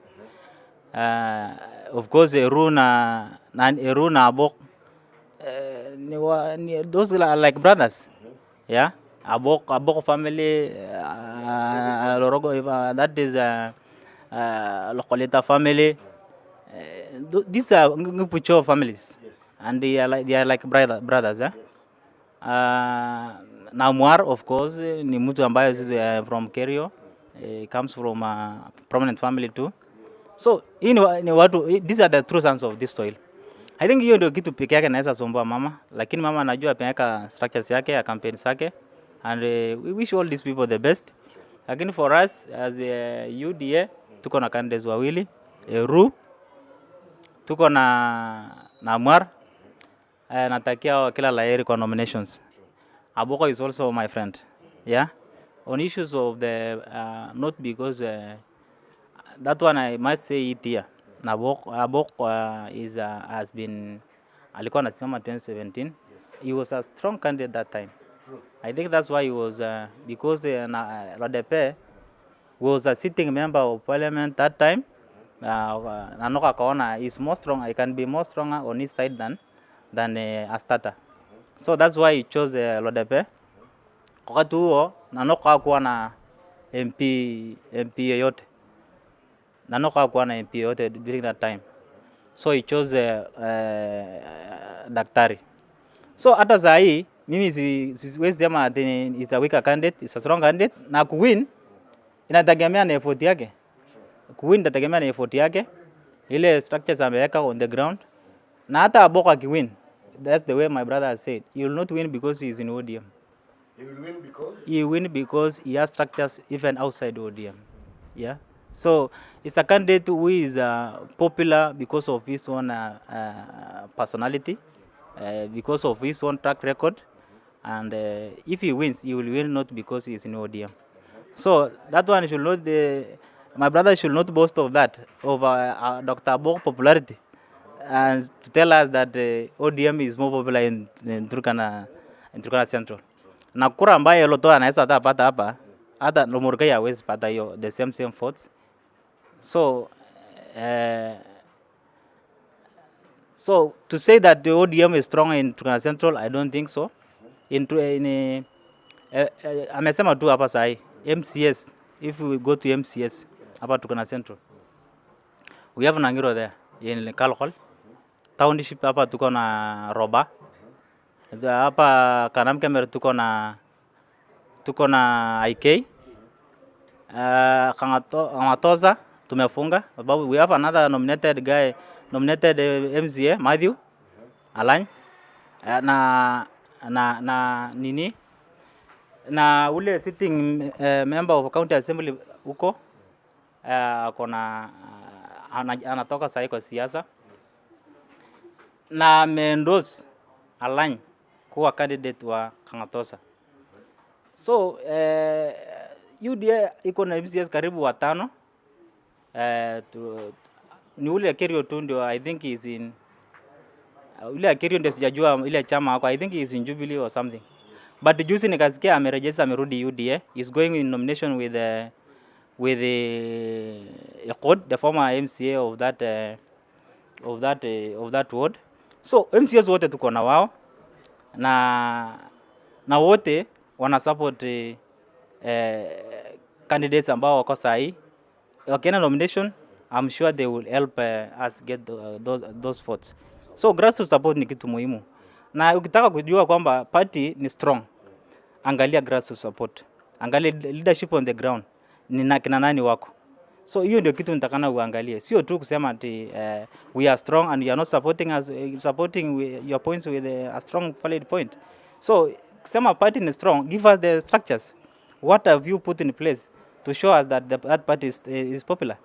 So my brother is trying to play with our minds when he says ODM is stronger in Turkana Central. So that's what I can say. Bro. Yes. I agree. Most people when watatuambia what you're doing are the people online. Yes. Now, may I want to talk about the youth in leadership. We've seen youths coming out in good numbers. They want to vie for MCA-ship. And you know, for us to move forward as a people and as a county, we need brains at the assembly. I personally will wish to congratulate one and only Wakili Nabenyo. I will also wish to congratulate Rodney Eyanai, coming from Kangatotha. I wish to congratulate some youth, some 2-3 aspirants from Turkana Kanam. There are many, I know. Kakuma, I'm seeing people are coming. Why do you think youths are emerging so much and they want to take up the mantle of leadership now? Dials, the whole saying that these old people do tell us we are the youth of tomorrow. That tomorrow has come. That's why the youth are now coming to take the mantle. That tomorrow is now or never. The reason why our youths are coming in numbers is because we feel like there is a gap in our leadership. Considering the fact that most of our leaders ni watu wakubwa, these are our parents pia, they are aging, and we are feeling like they should tuachie wao hizo viti za juu. Waende MPs nini, but for waende wangane governorship. That is now hiyo ni kiti yao. But for the MCA watu wachie sisi vijana tupange mipango sa county, because it is the recent data says the highest number of Turkanas are youth. Okay, that the statistics imesema the youth ndio wako wengi Turkana, and that is why I'm feeling like vijana wameamua kuchukua uongozi wa hii county. We have the energy, we have the brains, we have qualities to lead this country. That is why I'm encouraging all youths to come forward and fight for these seats. Yeah, we want to take this county ahead. Thank you. Asante. To you, Bwana RC, youths and leadership. Are we moving forward as a people vizuri ama our youths watapatiwa opportunity to go back to this assembly and messing up rather than them enacting laws and enacting bills into law? Wataenda huko, maybe somebody was saying, are these guys looking for a way for them to become entrepreneurs? These people that are we seeing them wakiamuka, are they there for us or are they there for their own benefits? Yeah, okay, kuna kabla tujaenda hapo, at least kuna watu kama Alanya ambao wamekuwa wakirepresent pale kwa kama youth pale kwa bunge. Kuna watu kama ule Loda Township MCA huyo Luwoko, is a young guy in that assembly. And there are some other young guys in the assembly, lakini si wengi, ni wachache. Sisi wote tunataka youth wajitokeze wakuje wasimame seats. Not only MCS, all seats. Umeona pale up country, pale down country, umeona watu wanasimama seats zote, hata ile ya president. You see, there is a lady who was vying for presidency in UDA with the deputy president. So people are daring, and that is the spirit we want our youth to have, daring. Yeah, tuende kwa hizi seats. Hakuna kitu the constitution allows us to fight for any seat, but maybe the ages ndio inaweza to limit kwa seats zingine kama pengine president, lakini hizo zingine ambayo age yetu limit yetu iko, we are free to fight for those seats. That is number one. Number two, it should not just about vying. You should have that mentality to win. You know, it is not just about participating in these things and later coming tell us you need a job, you just fight, you are looking for a job. Yeah? Sasa wewe umlimu mtu ulifai. Yeah? Na ukikuja tena kutafuta kazi, na wale watu walikuwa kukupigia kura, watapata kazi wapi? So lazima ujue wakati unaenda kusimama, ujue kwamba hata wale watu wanakusupport wanataka kazi. So you should fight to win. Yeah? You should have that spirit and mentality to win. So that you put ukuje na structure yako mzuri, kila kitu yako vizuri, ndio watu wakuone kwamba uko serious. Sasa hii vijana wetu wengi wanasimama. Na wengine hata ukimuita tu, ndugu yangu, plan yako ni gani? Ana plan yote. Hey bro, mimi nasimama tu, ni chance. Ina chance. Acha ni chance. Hii kitu ni kujaribu. Yeah? Sasa what is that? Kujaribu ni nini bwana ndugu yangu? You need to come as a strong candidate and win. I like the spirit my brother Nabenyo is putting. I like the spirit my brother Rodney is putting. Wanasukumana na watu na wako hii town. Wako ground. Wako ground anaangana kabisa. Na wale vijana wengine pia ambao wanasimama. Lakini kuja kusunguka hapa town, hauna plan yote na unasema unasimama. Sisi online, sisi social media tunazungusha mapoza zako, tunasema nani anasimama. Lakini baadaye unapatikana hakuna kitu ulikuwa unafanya. So these are some of the things we are telling our youth. Kama uko serious kusimama, wewe simama. Hata kuna wale wafadhili wengine, hata si vijana wengine, we can support you. Kila mtu anaweza changa kitu nini wakusupport, wakupush. Kuna vijana wengi hapa vijana wameomoka. Tunaweza ambia ndugu yangu, saidia huyu mtu. Akiingia huko kwa bunge, he can help us, atatengeneza policies ambayo hata biashara ya vijana itaenda smoothly. Kama hii biashara yako itaenda mbele namna gani kama hatuna vijana ambao wako pale na tengeneza sheria ambayo itasaidia tuwekea atmosphere mzuri ya kufanya biashara. Kama saa hii mambo ya county kufanya biashara kwa hii county, especially ukiwa na kampuni, bado iko na shida. Kwa sababu wanakuambia permit ya kufanya biashara ni 40,200. Sasa sisi vijana tutatoa hiyo pesa wapi? We are just starters, we want to do business. Lakini unafunga kampuni unashindwa kupata permit. Yeah? So nini those things. We need youth leaders in these assemblies ndio watengeneze sheria kama hizo, ipunguze hiyo pesa.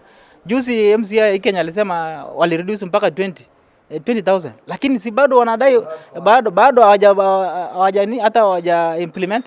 They have not even implemented that. So you need to push, hao ndio wanatakana wa push hizo sheria iwe implemented na county government. So we really need youth in these seats. But the process is how they are going to get these seats. Hiyo peke yake ndio inakuanga shida. So we are telling our youth, as much as you are coming for these seats, kuja ukiwa na plan mzuri, wafadhili pia wataona kwamba wewe unajituma and you will be supported. So Yes. Asante. Shika hii. Stima imerudi. Yeah. So ndugu yangu.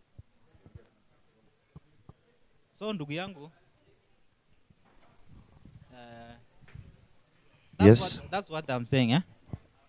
I think this one is also. So I think that's what I can say about the youth participating in politics of Turkana. Yes. Kuje vizuri, tutaona. Unajua yule mtu ambaye anajituma anaonekana. Asante. Yeah. So iko hivi, I'm loud and clear, at least wamekupata.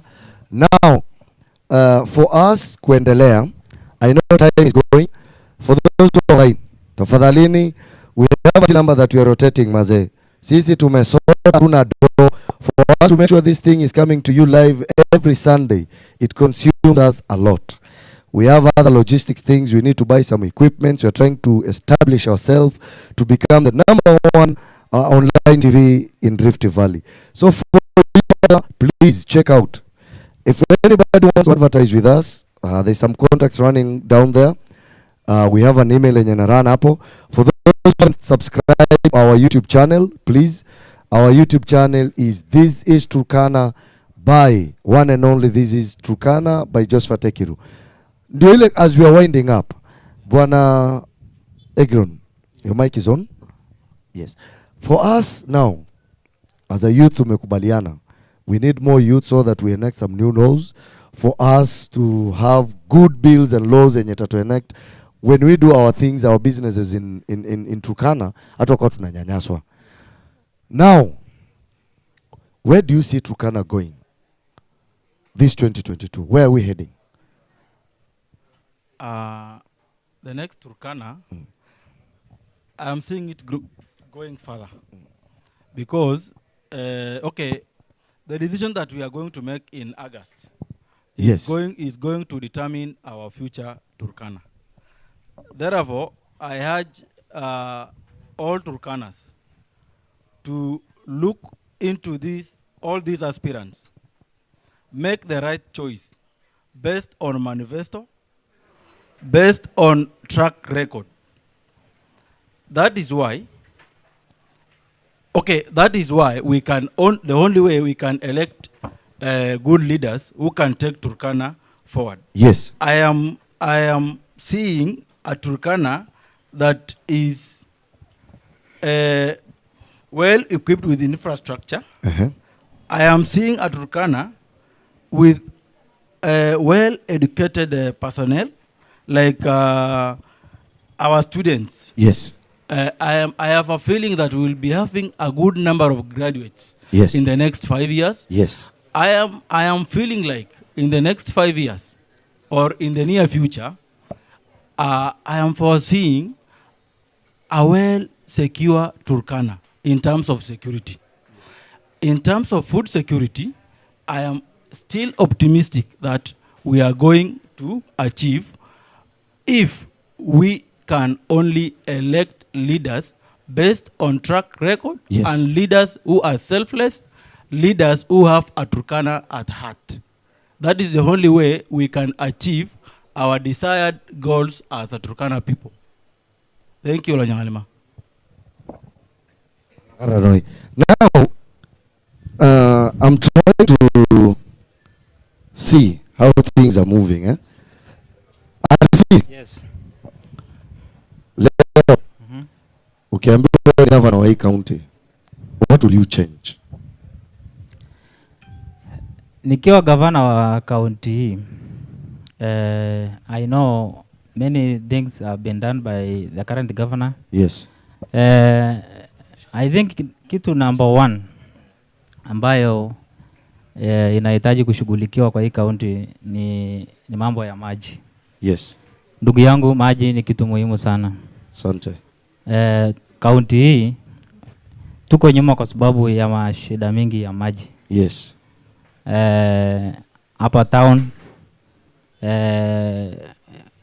town yote, this municipality inahitaji maji. Yes. Municipality haiwezi grow kama haina maji. True.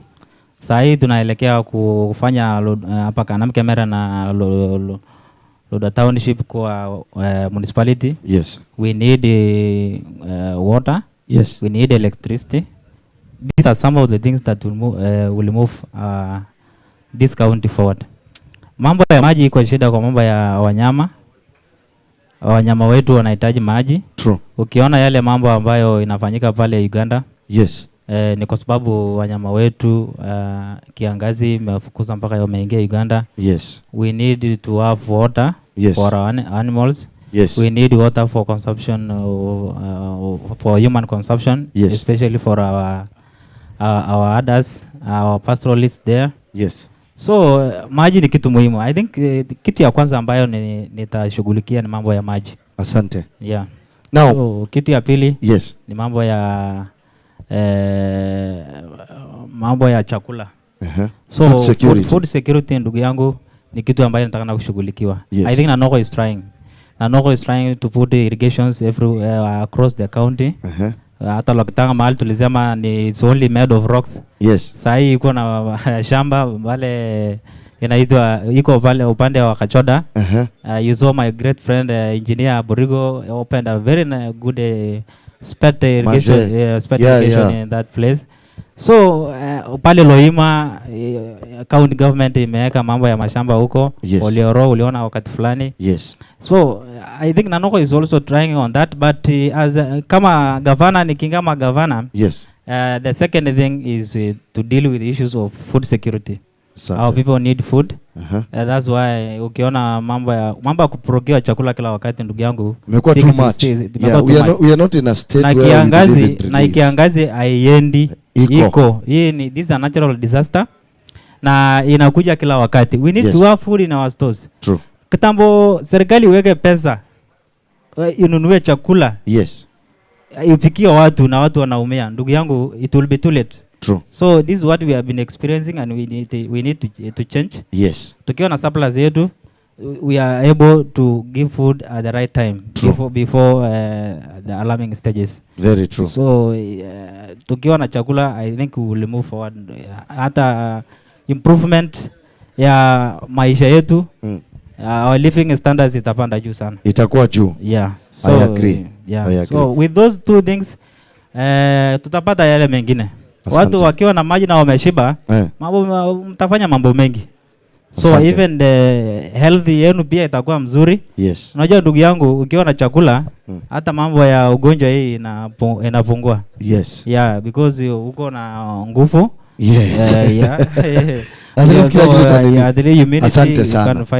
Thank you so much. So, Bwana Calystus, given an opportunity, some question, Yes. You become the governor of Turkana. Yes. In 3 minutes, then I want you to give us your wisdom. Come another 2 minutes as we winding up, because we are now past our time when we are supposed to be here. Then Lord RC will come also to fungia show, and then we pick from there. Okay, thank you, Lonyangalima. Asante. You are asking me if given an opportunity that you become the governor of Turkana. Naomba Mungu nikuwe governor. Weka mic yako hivi. Okay. Yes. As a leader, currently in my position as a leader in my capacity, I have a feeling that given an opportunity to be the governor of this county, my first priority is water. Provision of water. Yes. That is my first priority as a governor. Because it is through water that you can ensure that your people are food secure. Without water, there is no irrigation. True. You see? Sometimes huwa kunakuanga na mvua. And tunaachanga hiyo maji inateremka tu hivyo inaenda inakuwa waste. True. So as a governor, I would have supposed to construct some catchment like something like dams. That will store that water for future use or for irrigation purposes. True. As at now, like for example Turkana, inafaa tuko tumesha capture maji. For use at such a time like now. Currently we are starving. Our people are starving, our animals are starving. So I have a feeling like being a governor, I should first provide water to my people. True. Secondly, on health issues, you will find there are places in Turkana, people are walking kilometers to look for medical services. even the ones that we have around Lodwar are not well equipped. True. So, for example, our LCRH, good enough. Our medical doctors there and the nurses are doing good job. Yes. They are doing a recommendable work. Yes. But still, there's something little that need to be upscaled so that we can ensure that our people are well served. Yes. So that is on the issue of health. Again, as a governor, I have to ensure that my county Yes. is unaona ile tunasemanga okay in terms of manufacturing manufacturing, that is now you'll have to create jobs through manufacturing. True. Creation of jobs through manufacturing. True. For example, we have a factory in Kalokol. That factory is dead, and we have the opportunity to revive that factory. Yes. which will employ most of our youths. True. Youths in Kalokol are jobless. True. Yeah? True. So as a governor, I will prioritize that bit of manufacturing so that I can create employment. Hizi majua kali hapa, you can give them loans. True. So that they can upscale their services. Yes. Yeah? So that is what I'm saying. If given that opportunity to be the governor. Yes. Okay, that is it in terms of manufacturing and job creation. Yes. Yeah, it goes hand in hand. True. Yeah. Asante. So I want you to give us your wisdom here, like 1 minute, then we switch to Bwana Lord RC. Then after that, tunafunga show. Okay. My last bit of this conversation is that come August, I urge the people of Turkana, please come forward. Let's not say politics is bad, politics is this. Politics, siasa ni tongolo, ile wanasemanga, but siasa ni faida. That is why without politics we cannot have water. Without politics we cannot have good schools. Without politics we cannot take our children to school. So I encourage our people, coming this August, let's come in numbers, vote for leaders, good leaders, vote for leaders with track records, people with previous records, people who are selfless, leaders who have Turkana at heart, people who can help our people. That is the simplest thing I can tell a Turkana person. Okay, I think that is all. Lord RC. Yes. Give us your 1 minute wisdom. At least by August tunataka kukuwe na peace. Yeah. So give us 1 minute, then our DJ goes for like one song, then tufunge show. Yeah. But for that, thank you so much for you guys coming through. Imekuwa rough. We didn't have power. We were using some boom mic, but I'm happy you guys travel all the way from Nairobi to here. Nani travel all the way from north to be here. Asanteni sana. Turkana is proud of you. Nyinyi ndio the future of this county.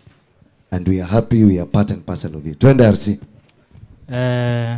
My last shot is to tell Turkana people that this is the right time. This is the time to determine how the next 5 years after August will be.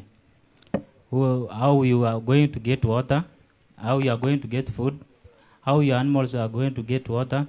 So it is a critical moment for you people. Uongozi wanasema inatoka kwa Mungu, lakini inapitia kwa watu.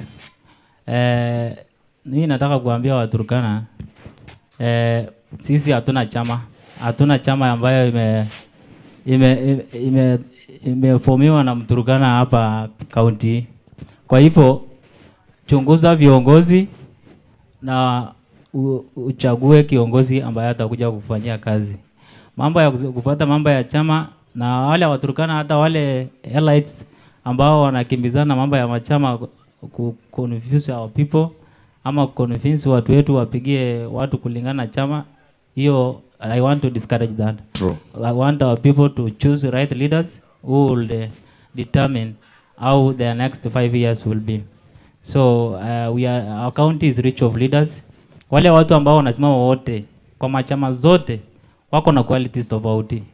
Na siasa ni kitu ngumu la nyangalima. Wao unaweza kuwa kiongozi mzuri lakini jinsi ya kupata hiyo kura ndio inakuletea shida. Very true. So lakini Waturkana wetu tunaambia hao angalia qualities ya kiongozi, angalia historia yake kwa upande wa maendeleo. Yes. Kuna wale wamefanya kazi kwa upande wa kama kampuni, yes. NGOs, kuna wale wamefanya county government, kuna wale wamefanya national government, civil servants. Yes. Angalia wote na ufuate historia ya kila mtu. Mahali alikuwa alifanya kazi gani? Yani background check. Yeah, background check. Yes. Track record. Yes. Kwa upande wa magavana wote ambao wanasimama wamekuwa viongozi. True. Kwa hivyo lazima kuna kitu unatakana ujue juu ya huyo kiongozi. Asante sana. Lomenen is an MP right now for Turkana South. Munyes is the former CS, he has just resigned. Lomorkai is the MP for Loima. Lodeve has been the MP for Turkana Central. So hao wote ni viongozi. Kwa hivyo mambo ya track record ni rahisi wewe kama mpiga kura kuona. Yes. So let's vote in that line. Asante. So tusiweke mambo ya chama sana kipaumbele. Yes. Yeah, that's Asante what I sana. can tell my people. Thank you so much. This has been an awesome Sunday. Of course the issue of peace kura hapa Turkana sisi hatujui mambo ya vita kwa upande wakati wa kura. Yes. Lakini 2017 kuna kitu kidogo tuliona, yes. ambayo haitakani ifanyike tena wakati huu. Yes. Sisi hata viongozi walistuka juu ya hiyo jambo na saa hii hatutaki irudiwe tena jambo hilo. Very true. So we want our people to vote peacefully. Yes. Hatutaki wasumbuliwe, watumie njia sugu kuwafanya wapigie watu ambao hawafai. Kweli. So we need our people to vote in peace. Wakati uko na amani ndio yes. unaweza chagua kiongozi. Asante sana. Thank you for that. Asante. Thank you for that. So one and only for those when you're tuning sahi, we've been here 2 hours plus. Our director anasema time imeenda. So my DJ, one more song alafu we call it a wrap.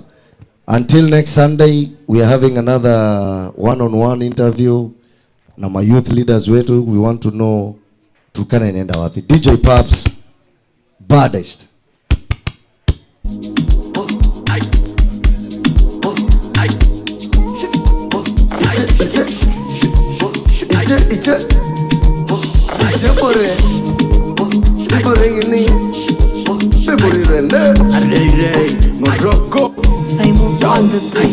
Letani pombe sasa tupombe gang tunakesha kama pupo wendo manake say oh young letani pombe sasa tupombe Say nakesha kama pupo wendo manake say atenene cheza na rika yako ndo manake cheza na rika yako ndo manake na rika yako na rika yako cheza na rika yako ndo manake na rika yako cheza na rika yako na rika yako kidonga kitoto nyapua kidonga kiyango nenyo ibuya elala ngalenga nikichikana enyaliki kokuita mari nyas ati nini uitaji hata mbaba si malaile wendo wangu turuke dembe nyakimete dikiti nyakidegete ati nene weka tuweke zikishika ndani kubebe you don't need to worry it's not like balance stay flexing body life of the party I'm ready umelainika Turkana music one and only DJ Pops my car utanita hata naitika ma baida kiyonga ya dumi cha nangere until next Sunday tafadhali for those wenye wako na pesa kama inawasumbua tuko na till number ni 95 477 01. You can also check our YouTube. This is Turkana by Joseph Tekiru. If you wish to advertise through here, say